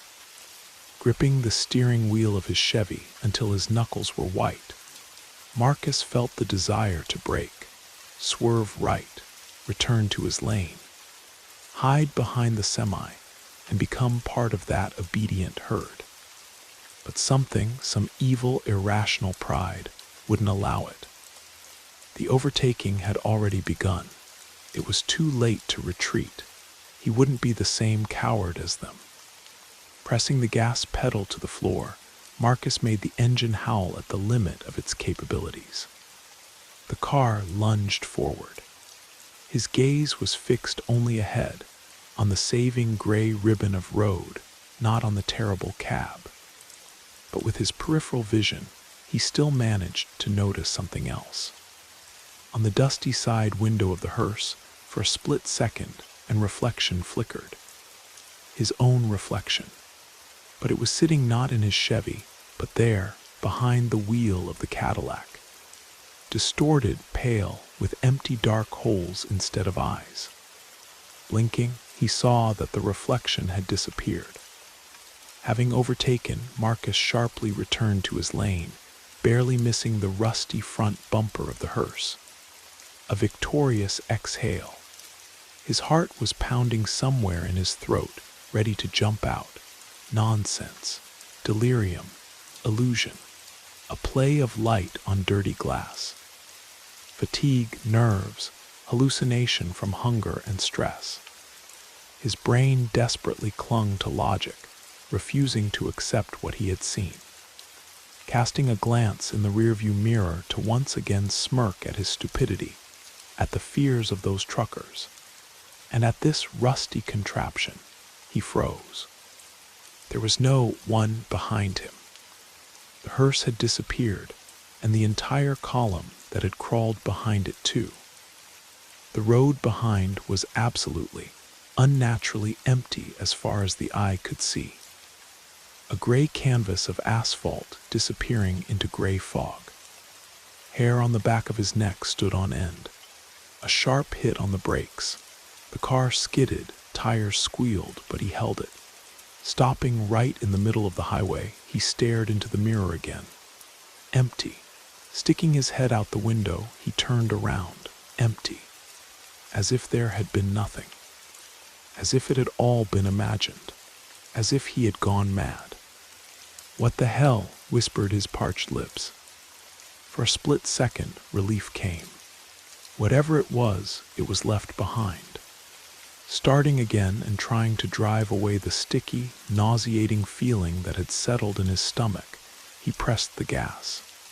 He had to go. He had to make it. For about 5 minutes he drove, glancing in the mirror every few seconds. The road remained empty. Calm began, hallucination, mass hallucination, or some kind of prank. Yes, exactly, a prank. Now it's fashionable. They filmed him on a hidden camera, they'll post it online, they'll laugh. And at that very moment, something appeared in the rearview mirror. A car emerged from nowhere, as if it had surfaced from under the asphalt. And it was at exactly the same distance at which he himself had just been driving behind the damned Cadillac. It wasn't an old wreck. It was a modern, gleaming black Mercedes Sprinter with chrome wheels and tinted windows.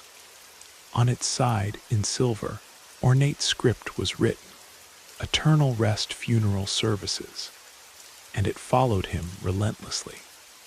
Swallowing convulsively, Marcus floored it. 160, 170.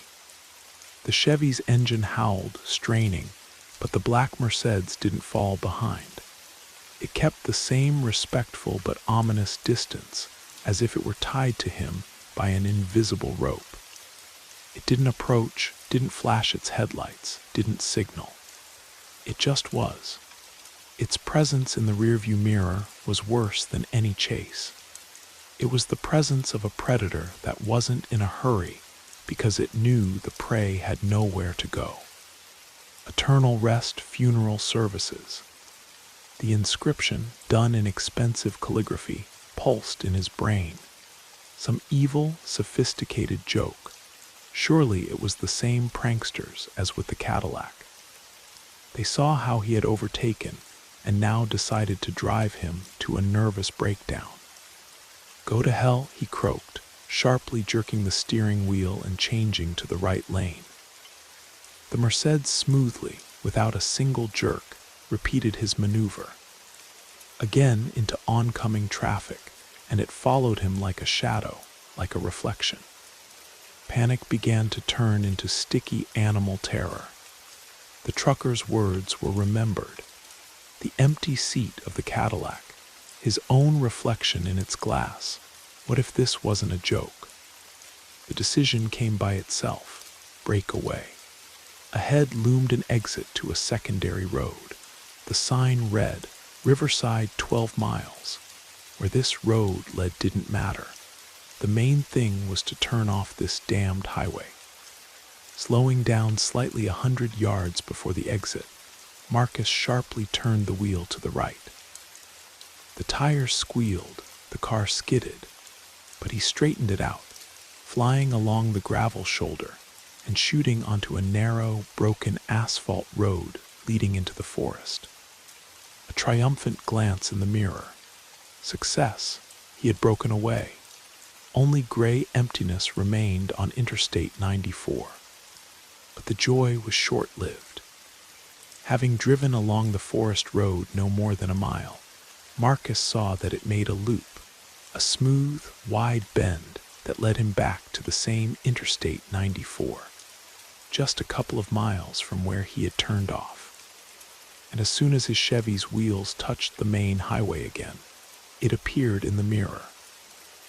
The black Mercedes, Eternal Rest, emerged from around the bend and calmly took its place behind him at the same distance. Cold sweat broke out on Marcus. A trap. This road didn't let him go. Another attempt, another exit, Lakeview Village. What a telling name. And again the same result. A loop that returned him to the highway. Third exit, fourth. They were all traps, illusions of freedom that only emphasized his imprisonment. He was chained to this gray ribbon of asphalt, and his jailer was this silent black car. Despair began to give way to apathy. Attempts to turn off stopped. Marcus just drove, staring at the road and trying not to look in the mirror. Turning on the radio to muffle the oppressive silence, he heard the same upbeat pop as before. For a couple of minutes, it helped. Music was something from the normal, understandable world, a world where there were meetings, credit, and a wife waiting at home. And then the music cut off sharply, as if they had torn the tape. White noise hissed. "We extend our deepest condolences to the family and loved ones," came a calm, well-trained announcer's voice from the speakers. The civil memorial service for Marcus Robert Thompson, who who passed away prematurely, will be held. Marcus shuddered so hard he almost let go of the steering wheel. Thompson, Marcus Robert, that was his name, will be held tomorrow in the funeral hall at the address. The voice was interrupted by interference, then replaced by another, familiar, tired voice. His father's. He was always in a hurry, always running somewhere, always trying to prove something. But what was there to prove? You just had to live, simply live. And I told him, son, it's a marathon, not a sprint. He didn't listen. He wore himself out, his heart. Interference, white noise again, then Jennifer's voice, quiet, choked with sobs. She was talking to someone, probably a friend. I wasn't angry about the debts or the fatigue. I was angry that he wasn't there. He was in this apartment, but his soul was somewhere out there in those deals of his. I just wanted him to hug me. Yesterday evening, he went out on the balcony.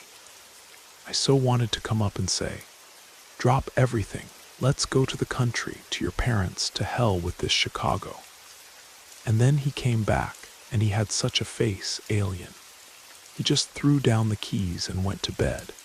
And in the morning I woke up, and but he was no longer breathing. I screamed, but it was too late.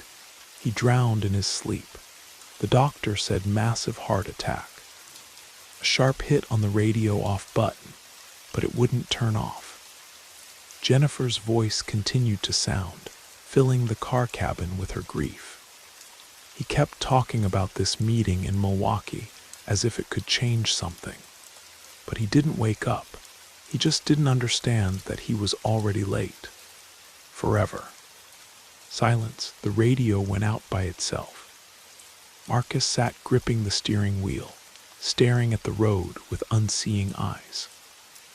The fog in his head began to clear, but the reality that emerged through it was 1,000 times more terrible than any nightmare. The nightmare at the very beginning. He was drowning, not in water, but in something thick and viscous. The pain in his chest in the morning, sharp as a needle.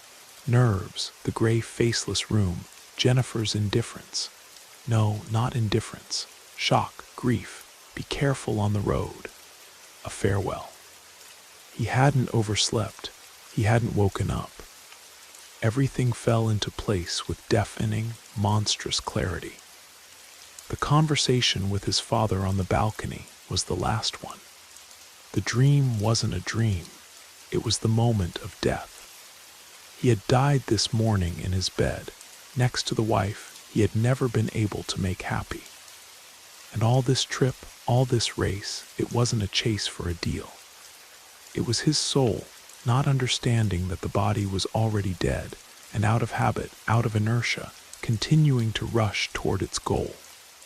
Meaningless, non-existent. Slowly, as if in a dream, he raised his eyes to the rearview mirror. The black Mercedes was still there. Now understanding came. This wasn't a pursuer. This was an escort. He hadn't overtaken death. He had simply chosen another funeral procession. Not the old, slow one for those who leave humbly, but a new, high-speed one for people like him. Eternally hurrying, businesslike, unwilling to acknowledge the obvious.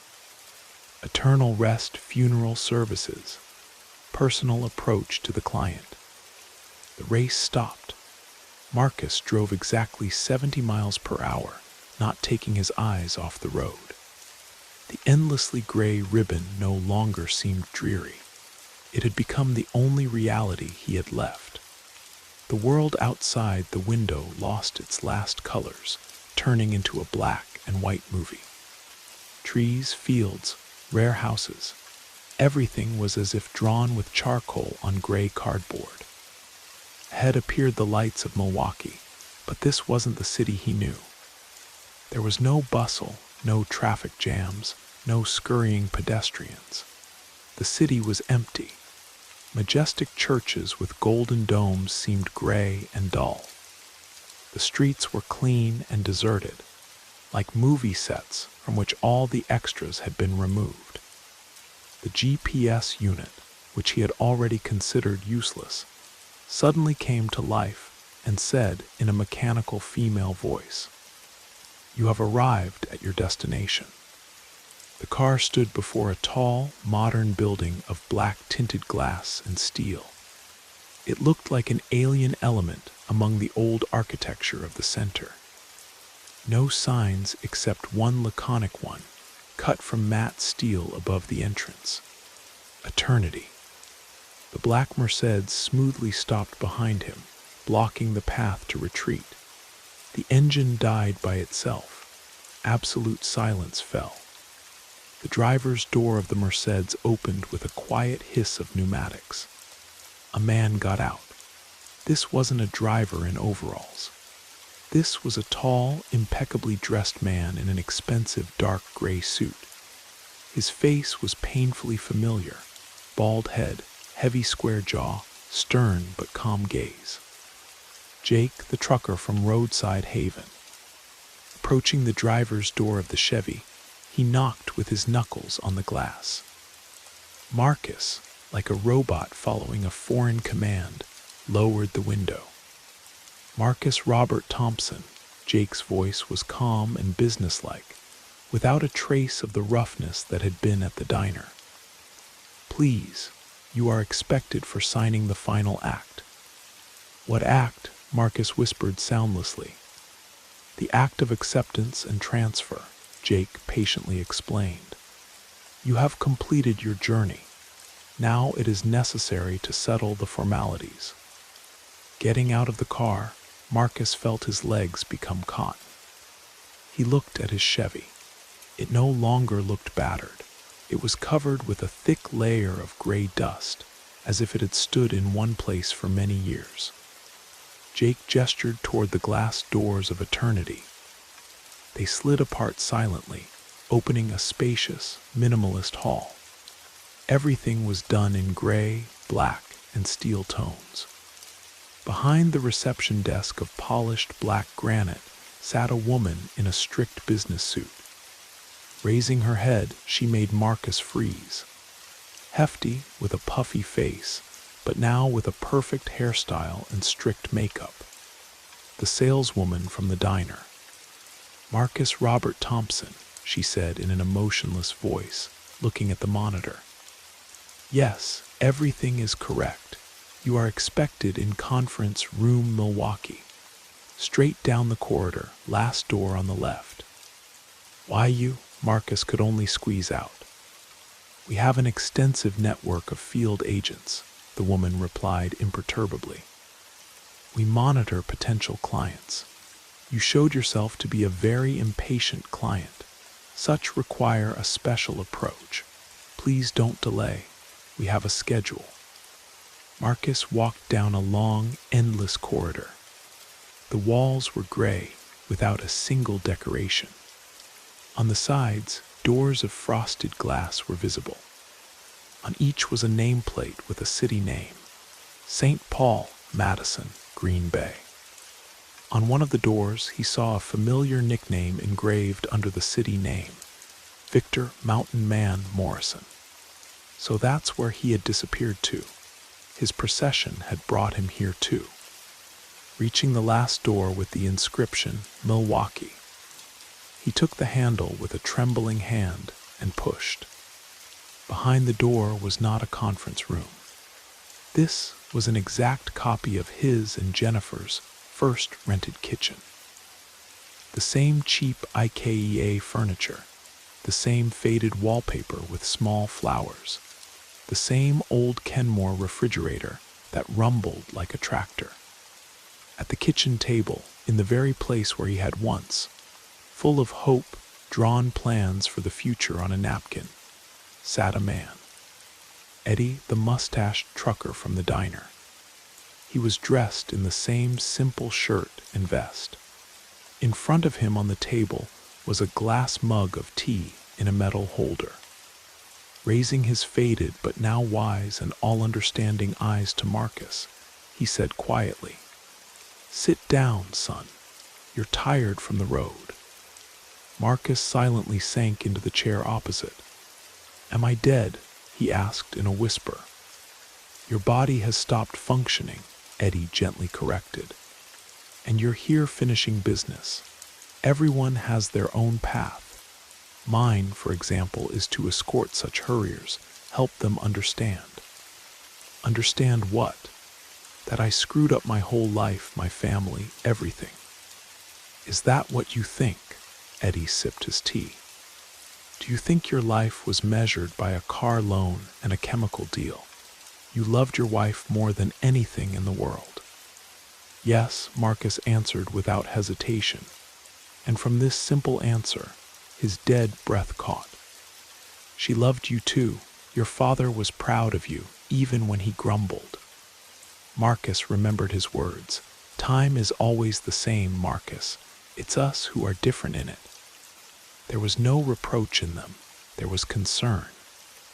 "Yes, you see," Eddie sighed, "and you were all about the deal, about money. You were chasing the wrapper, and you left the most valuable contents behind. You thought you were running toward success, but you were actually running away from life. From that simple one your father told you about. Like normal people have." Eddie pushed toward him a sheet of paper lying on the table. It wasn't a contract. It was a clean white sheet. Next to it lay a simple ballpoint pen. "What is this?" Marcus asked. "Your final report, your results. You need to write here just one thing, what you're leaving with, what you understood. After that, your race will end." Marcus looked at the white sheet. Thousands of thoughts flashed through his head. He could write about regrets, about failures, about unrealized dreams. But suddenly understanding came that all this no longer mattered. The race was over. The vanity was left there, in the gray world outside the window of this kitchen. And here, at this point of eternity, only one thing mattered.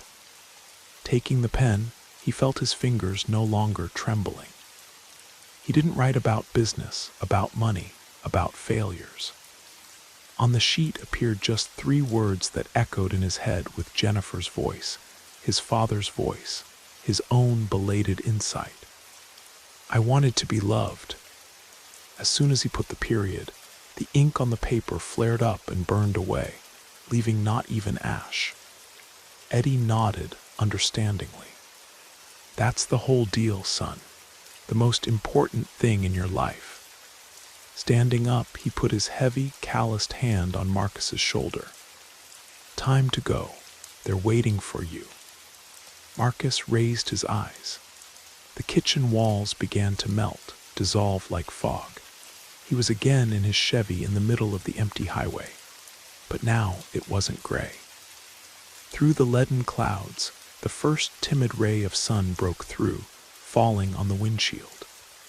For the first time in this endless day, it gave the world color. Rough, watercolor-like, but real. The sky became blue, the trees along the shoulders green and brown. The black Mercedes behind had disappeared. The Eternity building had vanished. Ahead, a few miles away, the road disappeared into bright, blinding white radiance. It wasn't cold or frightening. It was warm and inviting, like the embrace he had so lacked. Marcus smiled for the first time in many years, truly, without bitterness and fatigue.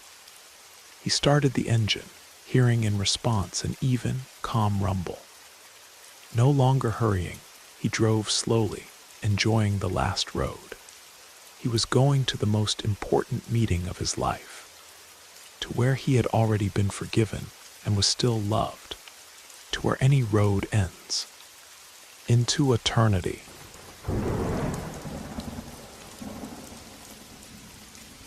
I can't remember how I got here. Must have taken the train, then drove to this small town. No other way to reach it.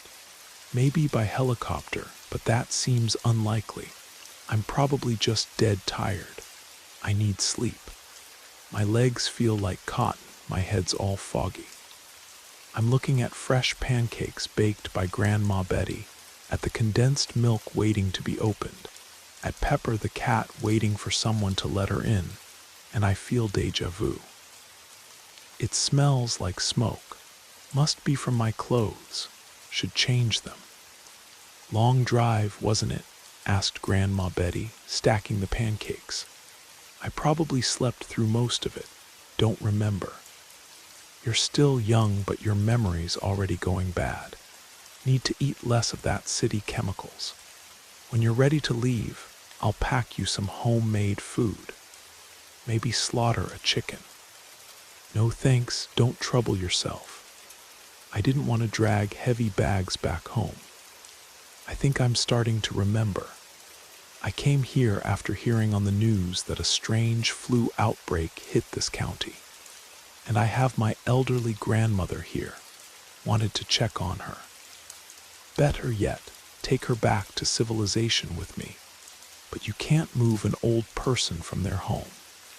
She won't even think about relocating. And it's not just her. The whole town feels the same way. I get the feeling that the disease scares them less than moving to a new place. There's no hospital here. Just one self-taught doctor. He knew about the flu no more than any regular person, but he fought it with radical methods. When evening came and Grandma Betty suggested we take a walk for better sleep, we witnessed a horrifying scene.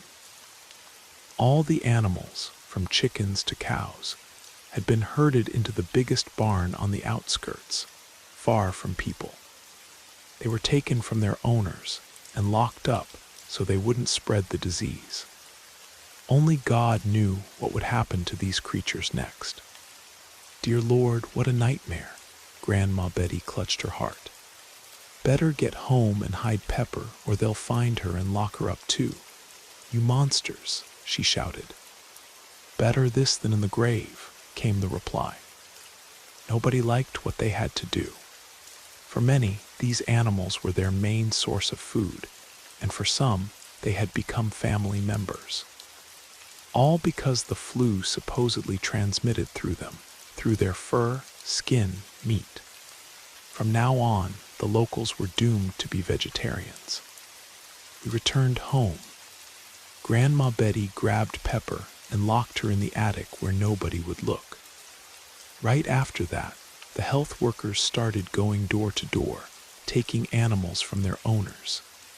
Leading them, of course, was the self-taught doctor named Harrison, the same one who just yesterday was treating children, giving them shots, and wiping their noses.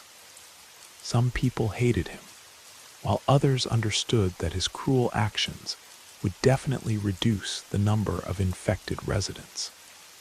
I kept trying to convince Grandma Betty to leave, at least temporarily, for a year or more, and when everything calmed down, return home and continue living. But she stubbornly stood her ground. Everything will fall apart while I'm gone. Well, I made the decision to survive the flu epidemic with her. I couldn't leave until this nightmare ended. On the second day, we went berry picking. It was the season. The forest had plenty since hungry times lay ahead. We weren't the only ones. The forest filled with people, especially fishermen. Fish wasn't in the risk zone. It wasn't contagious. Gather mushrooms too, I shouted to Grandma Betty. Everything you find. They didn't even pass by the nettles. For city folks, this would be surprising, but you can make many dishes from nettles. Soups, pies, porridge, jam. Specific food, but there's no other choice. I headed where there were fewest people, beyond the hill where it's almost always shady. The villagers feared this place. They say a brown bear supposedly lives there, but it wouldn't live so close to people. Anyway, I hoped for easy pickings, but found something else entirely. A dog tied to a tree. It looked at me with two black, frightened eyes pressed against the ground. Next to it stood an empty bowl and a small bucket filled with water. "Easy boy." I crouched down so the animal wouldn't bark. The dog didn't trust me one bit. I wanted to slowly walk around it and continue looking for berries when suddenly I felt a sharp blow to my back. The basket fell from my hands, my legs gave way. I leaned against a tree, mouth wide open. "Found you after all," came an angry voice. A bald young man with an axe appeared before me. Apparently, he hadn't washed in a long time, covered in dirt and leaves. Seeing him, the dog grew slightly bolder and whimpered. He approached her and gently patted behind her ear. It's okay, don't cry, everything's fine. This one wanted to take you away, want to eat his liver." "Hey, wait, let's not do that," I exclaimed as soon as I came to my senses. "Don't yell," the stranger snapped. "If your buddies come here, I'll chop you all to pieces." "I'm not with them. I'm not even local." I felt uneasy. Apparently, this drooling, frightened creature was very important to the man. To protect his friend from imprisonment, he ran into the forest and hid, and I accidentally found them. "I'm not going to turn you in. I don't like cruelty to animals either. Everyone says they don't like it, but they do it anyway for salvation. Butchers." When he waved the axe, my heart sank. One blow and I'm dead. Right now, my fate lies in the power of my arguments. If I can convince him of my safety, I'll live. "I could bring you something. Food, clothes, it gets cold at night, right?" The man thought about it. He was hungry, as was his dog. But what scared me more than their appearance and aggression was a black, large spot above the stranger's forearm. "You see that? You're infected," I pointed. "Afraid I'll infect you too. Then they'll execute us both. Pointless. The flu doesn't transmit from person to person, but you need help." "I don't need anything from you. Get out of here while I'm letting you go." He untied the dog from the tree, threw a contemptuous but no longer angry look in my direction, then quickly left.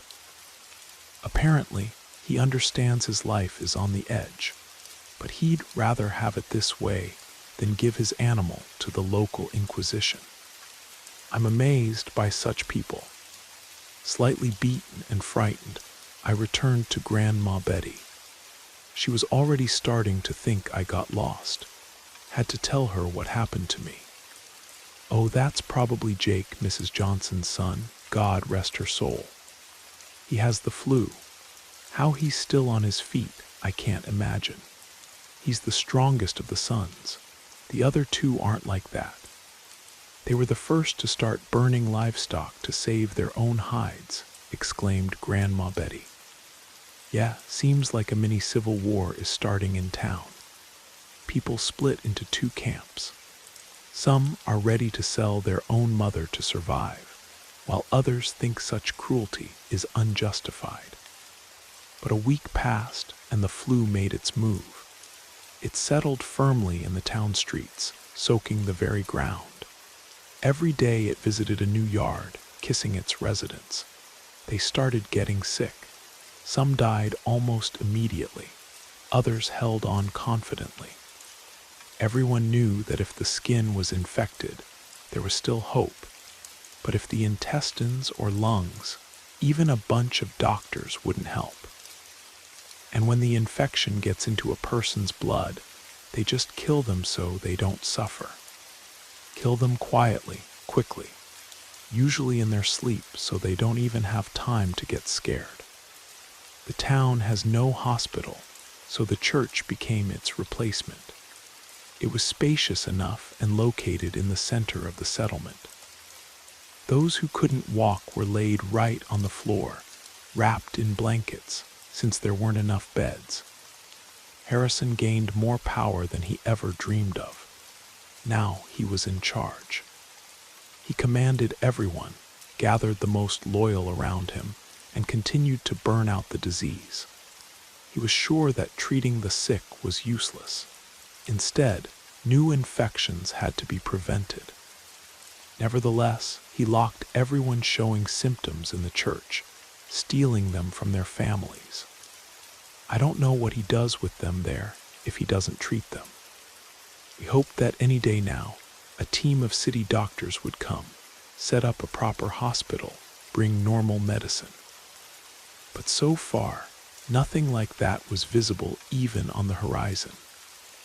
The town was drowning in the epidemic, and help came extremely slowly. Against the backdrop of approaching hunger and fear for their lives, some became believers, but they believed in some other God, not the one familiar to us. They all imagined a magical tree, something like the tree of life. They hoped that if they prayed to it, sooner or later its seed would sprout and bear fruit, healing fruit. Then the disease would be destroyed, and with it, the hunger. Every evening, I spent a long time examining my body for signs of black spots, scabs, and rashes.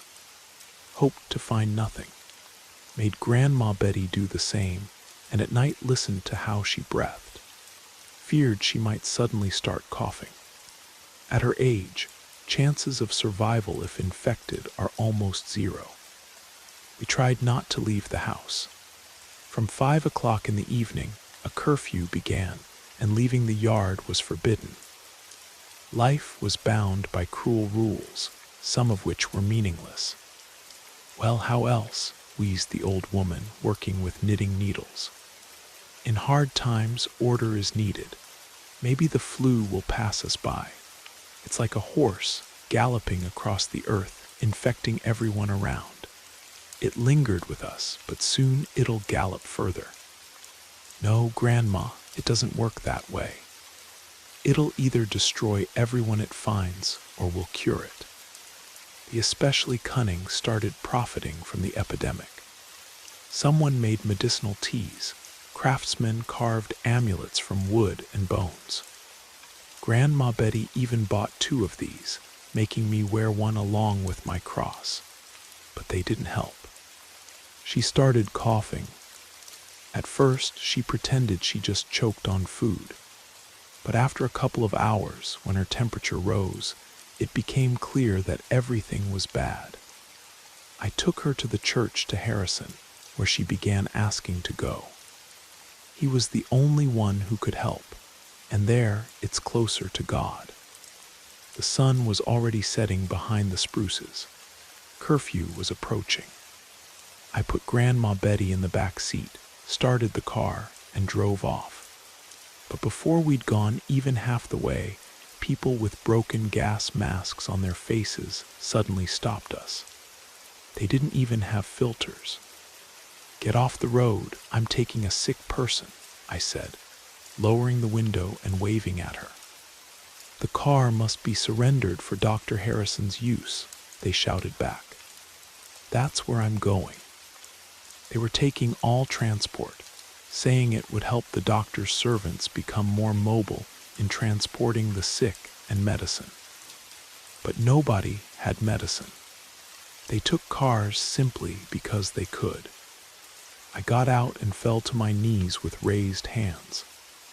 I had a persistent idea to press the gas pedal, hit these freaks, and drive on. But in that case, they wouldn't let us into the church. I left the vehicle. "Help my grandmother take her to the doctor.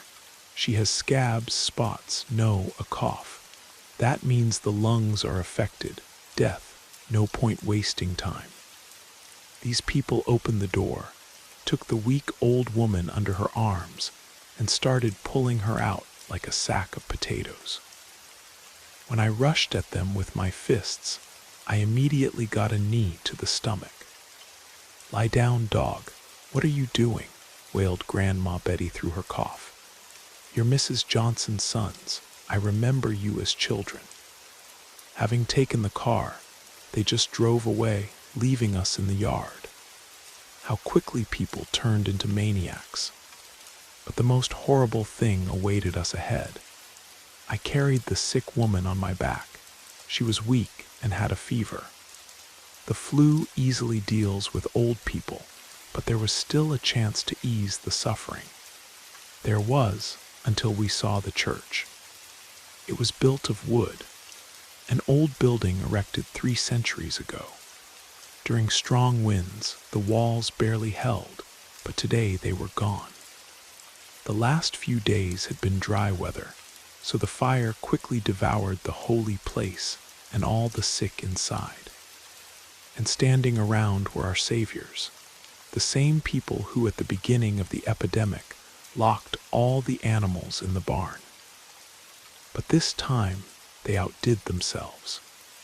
The old woman, seeing this, simply lost consciousness. She went limp in my arms, taking her last wheezing breath. Her devout heart couldn't stand what she saw. I was in shock.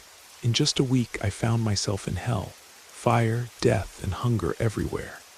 Now I'm alone. Why did you do this to them? I mumbled. The bodies were still burning. The sick made no sounds. They were so weak they couldn't scream. They just burned alive. Infection accumulates in people, said the self-taught doctor. This is a sin that heaven sent upon us.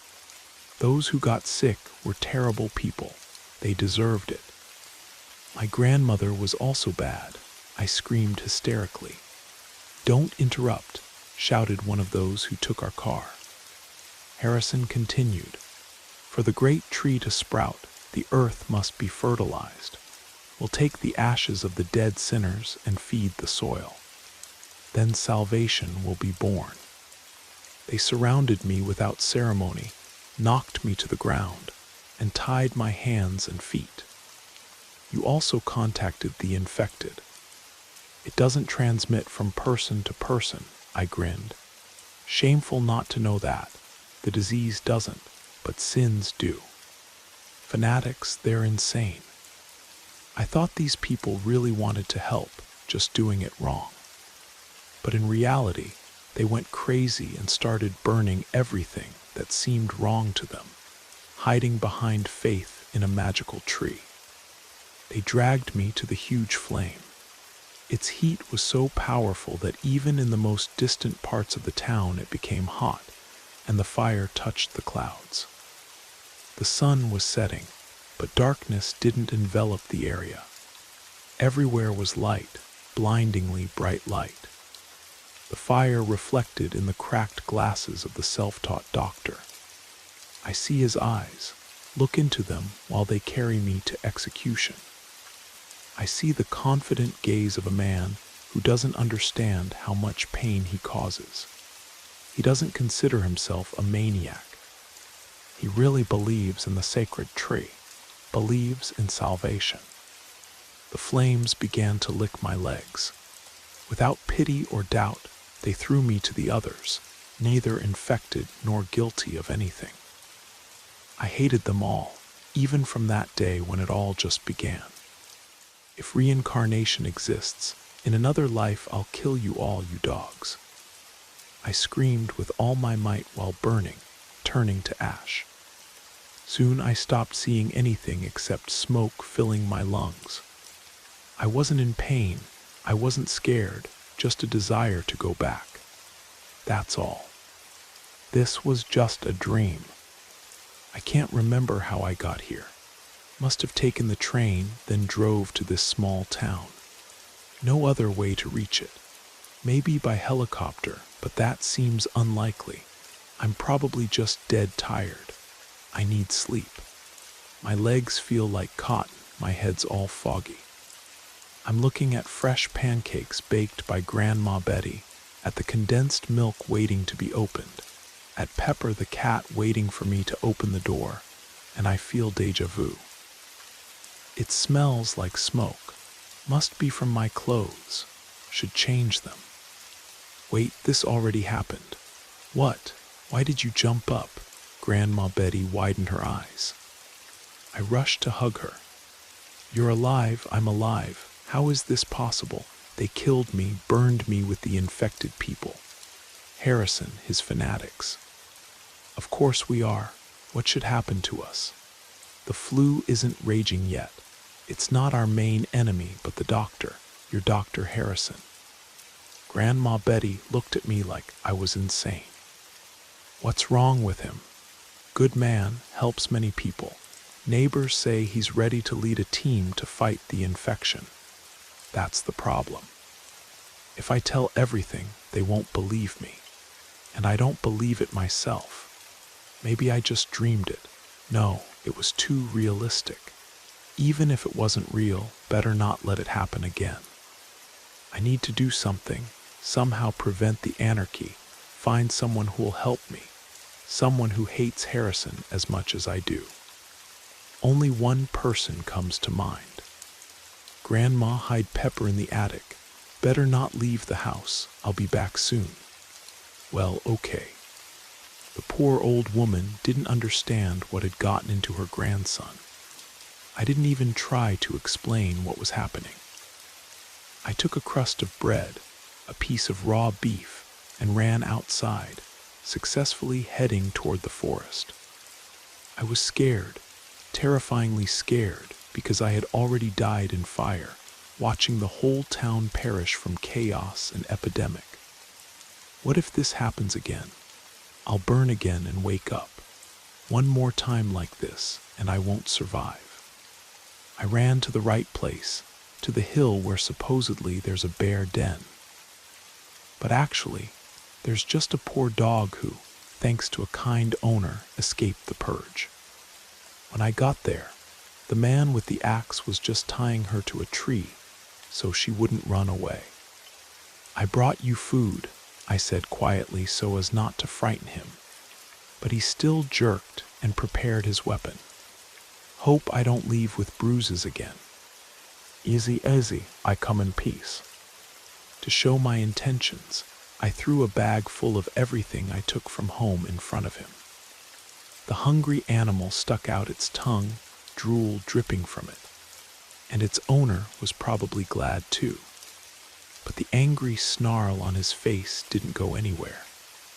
Who are you? Someone who doesn't like a lot of fire. You understand what I mean. I need your help. I won't go back there. My brothers went crazy. They're gathering all the animals in the barn now. I know, I saw it in my past life.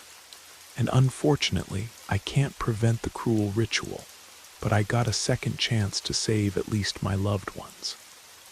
Listen, besides you, there's nobody who would help me. You don't understand who I am. But I know you. You're Mrs. Johnson's son, one of 3. The other 2 sucked up to Harrison. They became some kind of cultists. Believe in the great tree, the man nodded. They call you Jake, right? Yeah, and who are you? Michael. So, will you help me? Why should I risk my life? What do you even want from me? Look at your hand. In our last meeting, a darkening scab had formed on his skin. Such marks of infection don't hurt or itch, which is why they're very hard to notice. The man rolled up his sleeve, seeing the inflammation. Then he looked at the dog. I'm infected. Yeah, from the animal. Sorry.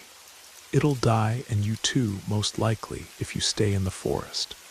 But you can only return home if you help me. For many people, dogs aren't just pets, they're friends and family.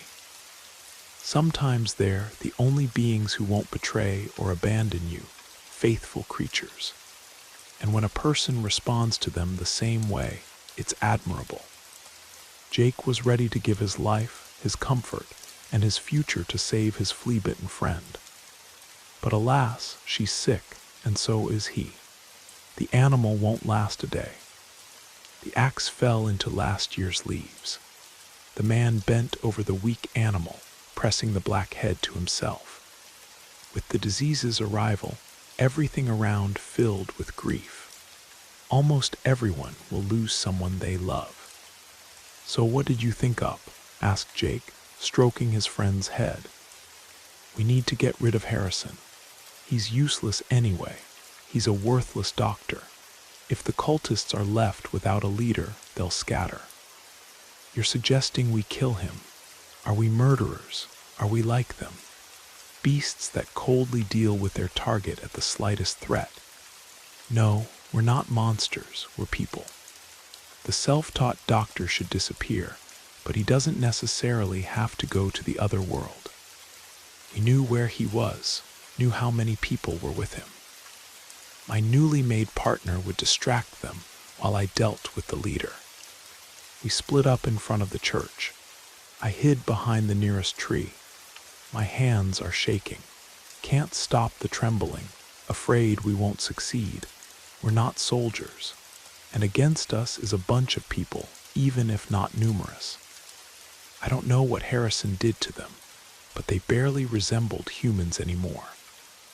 They no longer had will, no feelings or emotions. They just stood around the improvised clinic, sometimes making rounds. I heard the roar of an engine. My car appeared around the corner. It was racing at full speed, knocking down a road sign. It flew to the side, barely missing one of the fanatics. They ran screaming to punish the quarantine violator, but the car drove on, leading them away from my position. I understood it was time to act. Under the noise, I ran into the church, into my own grave. Right before my eyes was the image of this building engulfed in flames. That's where one of my lives ended. With the plague's arrival, this place stopped being holy. Now nobody prays here. Instead, there are moaning, coughing, scratching people lying on the floor, waiting for death everywhere. Those who no longer make any sounds are covered with blankets so nobody sees their pale, frozen faces. Harrison stood in the center of this nest of death. He had his back to me, an operating table in front of him. Blood dripped on the floor, a scalpel in the doctor's hand. He was so absorbed in his work that he didn't hear the old boards creaking under my weight. The disgusting sounds of rummaging in the innards made me hesitate. I prepared the rope. Soon this will get what it deserves. One sharp movement, so fast the victim doesn't even have time to get scared. I hit the doctor on the back of the head. The scalpel falls from his hands, the body falls. Now I see what he was doing here. He wasn't just cutting, he was sewing one body to another. A man to a woman laid them next to each other, cut off everything unnecessary, connected the skin. All this was accompanied by heavy bleeding, infection, and painful inflammation. The most horrible thing was that these people were alive. They were breathing. The woman's only remaining eye looked around madly. She would have screamed in horror if not for her sewn-up mouth, and the man seemed already on the verge of death. God, what has he done? And confused phrase fell from my lips. I didn't suspect how bad everything was, how rotten the self-taught doctor's soul was. What was he doing here? All these sick people became his test subjects. No, can't let emotions take over. The fanatics will return soon. Need to get out of here. But before that, I picked up the fallen scalpel, raised it over the poor martyrs, made one last deep cut. Now they won't suffer. Then I took Harrison and carried him away. Carried him long and far, so he definitely wouldn't be found. My partner suggested a suitable place where he could be hidden. Not far from town, on the other side of the lake, there's an abandoned fisherman's house. It has no owners. Nobody's looked after it for a long time. Last winter dealt with it cruelly. The roof fell, walls cracked, windows broke. Only one intact room remained. That's where I threw the still unconscious doctor. Jake's dog whimpered fearfully, covering her muzzle with her paw. She was very weak, about to close her eyes and sleep eternal sleep. But my appearance cheered her up. "Your master will come soon," I patted her behind the ear. I'm probably already infected for a long time, and so be it. After what happened, I no longer consider myself alive. I died in the fire of the hot church, and I'm only wandering the earth to save Grandma Betty and her town from those who turned out to be more dangerous than the flu. Harrison started coming to his senses. I sat in the corner opposite him, waiting for my partner's return. Suddenly, the self-taught doctor raised his head. "Where's Alex? Alex, bring water." "There's no Alex here," I said, getting up and approaching him. "Do you recognize me?" "No, you're infected. You have pale skin." He turned away, then, as if remembering what happened, exclaimed, "You attacked me. I was doing important work." The dog got up on trembling legs at his shout and growled.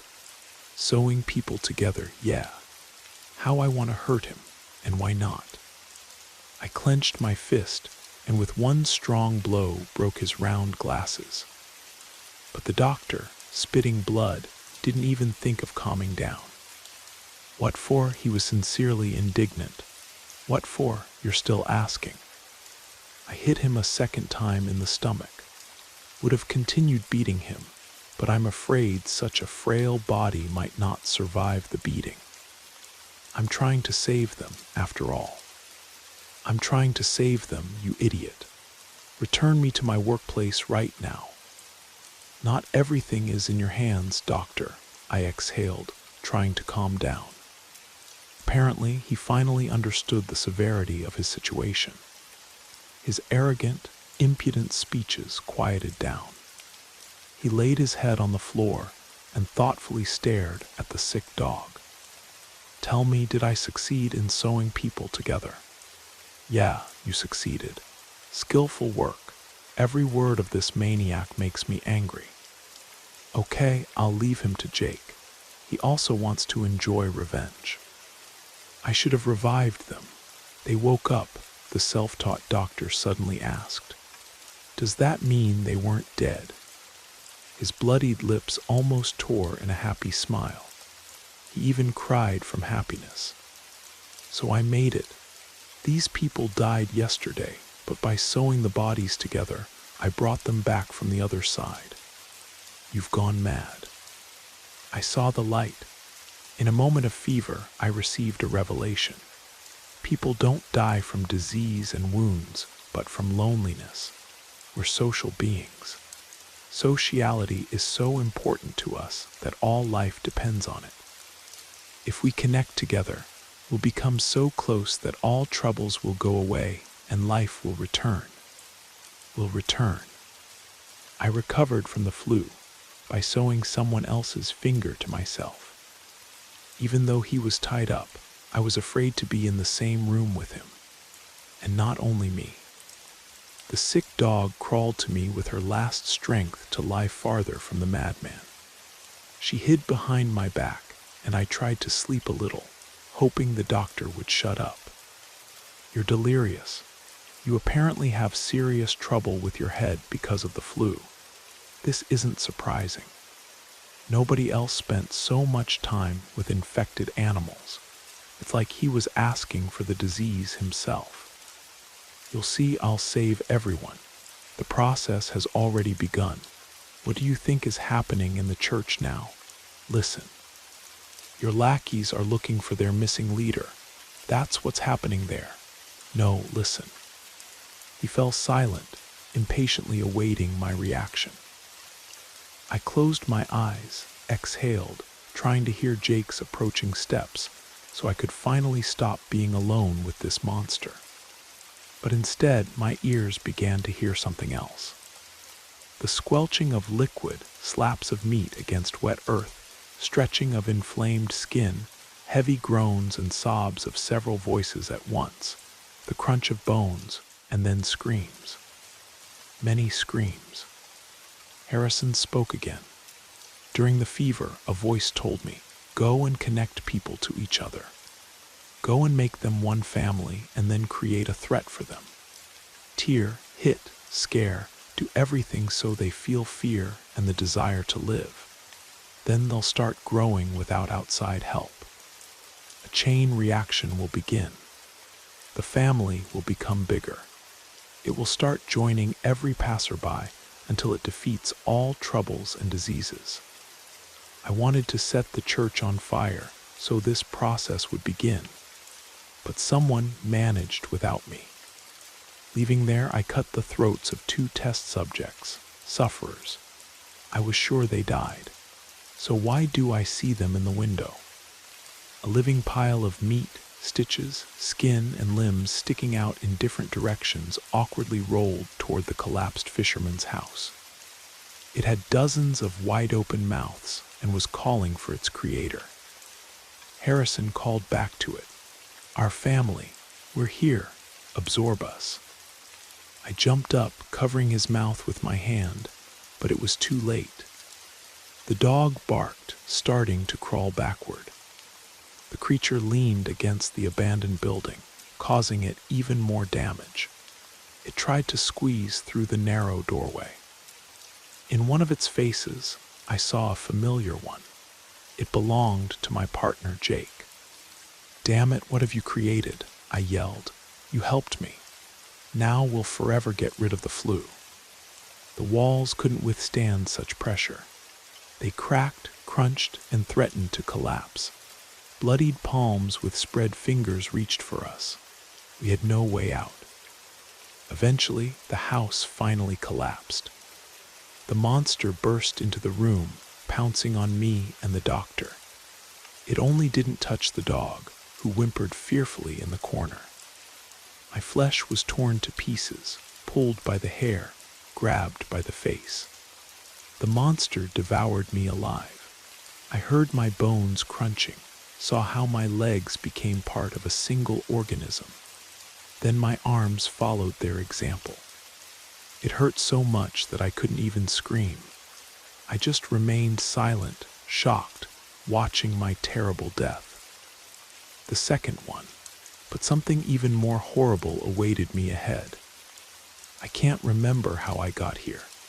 Must have taken the train, then drove to this small town. No other way to reach it. Maybe by helicopter. Yeah, I'm in this place again. Again, sitting with a cup of tea in my hands, while Grandma Betty bustles around the stove, skillfully making pancakes. Her legs are part of the floor. She doesn't walk on it. She is the floor.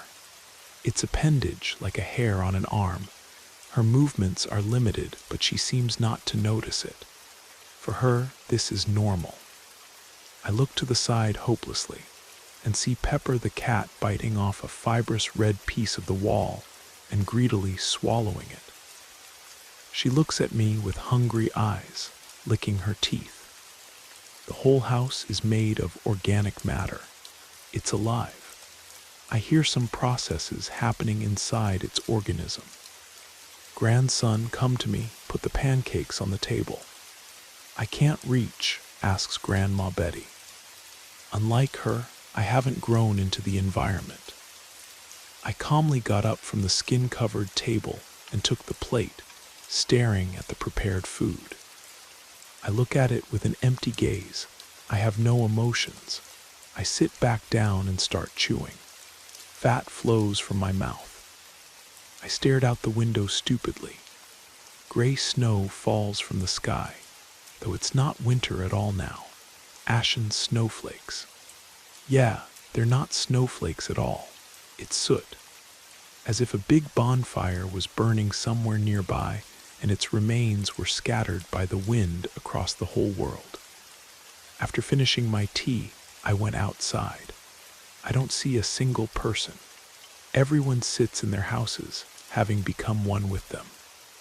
Only animals wander around like lost souls. Chickens peck at the flesh the earth is made of. Dogs run happily after each other. A flock of white geese hurriedly leaves the human settlement as if sensing trouble. Instead of grass, black, slightly curly hairs. Instead of stones, dark and asymmetrical moles. Instead of water, lymph. I look at this as if everything happening is normal. After all, now the flu doesn't threaten us. It can never overcome such a giant organism. Harrison was right. Our strength is in unity. I don't know what voice whispered this truth to him, but this voice belonged to someone very smart. Perhaps this being is a god, and what now grows in the center of our town is its manifestation. Where all roads lead, where the old church once stood, there are no more buildings in the area. A huge tree grows in that place. Instead of bark, it has human faces stuck together. No leaves grow on it. Bare branches touch the clouds, piercing them. Its top is somewhere very high, not even visible. Why a tree? Because it's a perfect organism. It feeds on the sun and what it holds in the soil. It's never in a hurry, spending its whole life in one place. It's divinely calm and wise. It's perfect. I approached closer. Dozens of fruits that had fallen from above lay under it. I picked up one. It tastes like an eyeball. Wonderful. But with the taste comes understanding that something's not right. Was everything happening around like this before? Should our world look exactly like this? No. I looked around again, coming out of hypnosis. Ash fell on my head. It settled on all surfaces. It asked for more fire. I don't want to live in a world captured by demonic power released by the self-taught doctor. This isn't life, but imitation. A nasty parody of reality. I'll destroy it, no matter what it costs me. Harrison kept gasoline in his house, with which he and his servants burned the undesirable. His warehouses are filled with fuel. I headed there, hoping to find salvation. My intuition didn't deceive me. Canisters with brightly smelling liquid awaited just one spark. I took only a couple, carried them back to the huge meat tree, generously doused it. The surrounding nature watched my actions with curiosity. It gurgled interestedly when I took a matchbox from my pocket. Let this world burn to ashes. The tree caught fire. It spread easily throughout the environment, as if I were in the middle of a dry field. In just a couple of minutes, there was so much of it that I had to retreat. A terrible howl arose. The ancient organism screamed in pain. Nobody had ever given it such resistance before. The people in houses and the buildings themselves began to stir, pulsate, moan. The giant creature became angry at me, its destroyer, and immediately began the hunt. From all sides, living chunks of meat, mouths, and eyes began to appear, like those Harrison created. They stretched hundreds of arms toward me, but I was faster. I knew I couldn't escape. Either they would catch me, or the spreading fire would. It was getting hot, the air was running out. Suddenly, something shook the ground behind me. I glanced back, seeing the colossal tree falling to the earth in hysteria, waving its tentacle branches. I won, but my strength died with it. Now, I'm ready to lie down. One last time to breathe oxygen, one last time to feel blood running through my body. I won. An unbearably bright radiance woke me from sleep.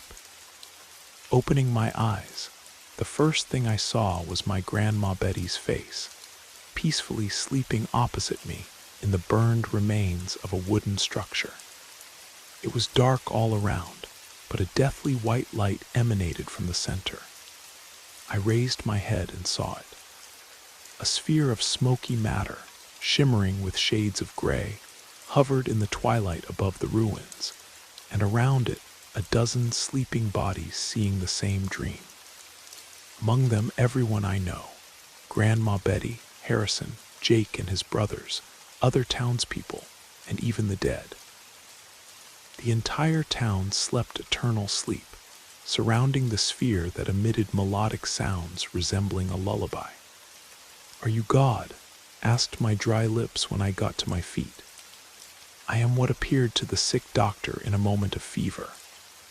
His calm, neither female nor male voice was accompanied by an echo, though there shouldn't be one. The echo came from the sphere itself. That world where I was it a dream? I continued asking. Anything can be a dream, and you can wake up any time. The entity whispered tenderly. Pleasant warmth emanated from it. The surroundings were cold, which made me not want to leave the company of this essence. I wanted to come closer, to touch it. Are you evil? My lips wouldn't stop. I don't wish you death. I will save you from the epidemic. The air filled with a pleasant aroma of vanilla and field chamomile. It's so quiet around, and I'm so tired. I want to lie down again with the others and fall asleep. What happens next? I asked the last question. Lie down, rest. I obediently nodded, falling off my feet and closing my eyes. I had never slept so sweetly. The white glowing sphere continued to sing its lullaby. Everything that happened to us was a dream caused by our common desire to hide from the horror of the flu, from the cruelty of neighbors, from the fear of death. A force responded to our prayers, giving us what we asked for, peace. And now I want only one thing, to never wake up again. The townspeople summoned what they wanted. They wanted peace, as they say. You asked for it, you got it. And unfortunately, the main character rested with them. And if you listen to the story to the very end, give it a tree emoji. That's how we'll know how many of us listened to the story to the very end.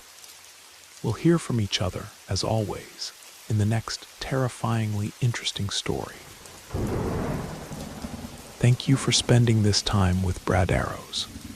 We hope the stories whispered through the rain carried you far into your imagination or your dreams.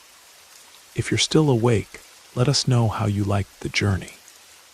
Until next time, stay safe, sleep well, and let the darkness comfort you.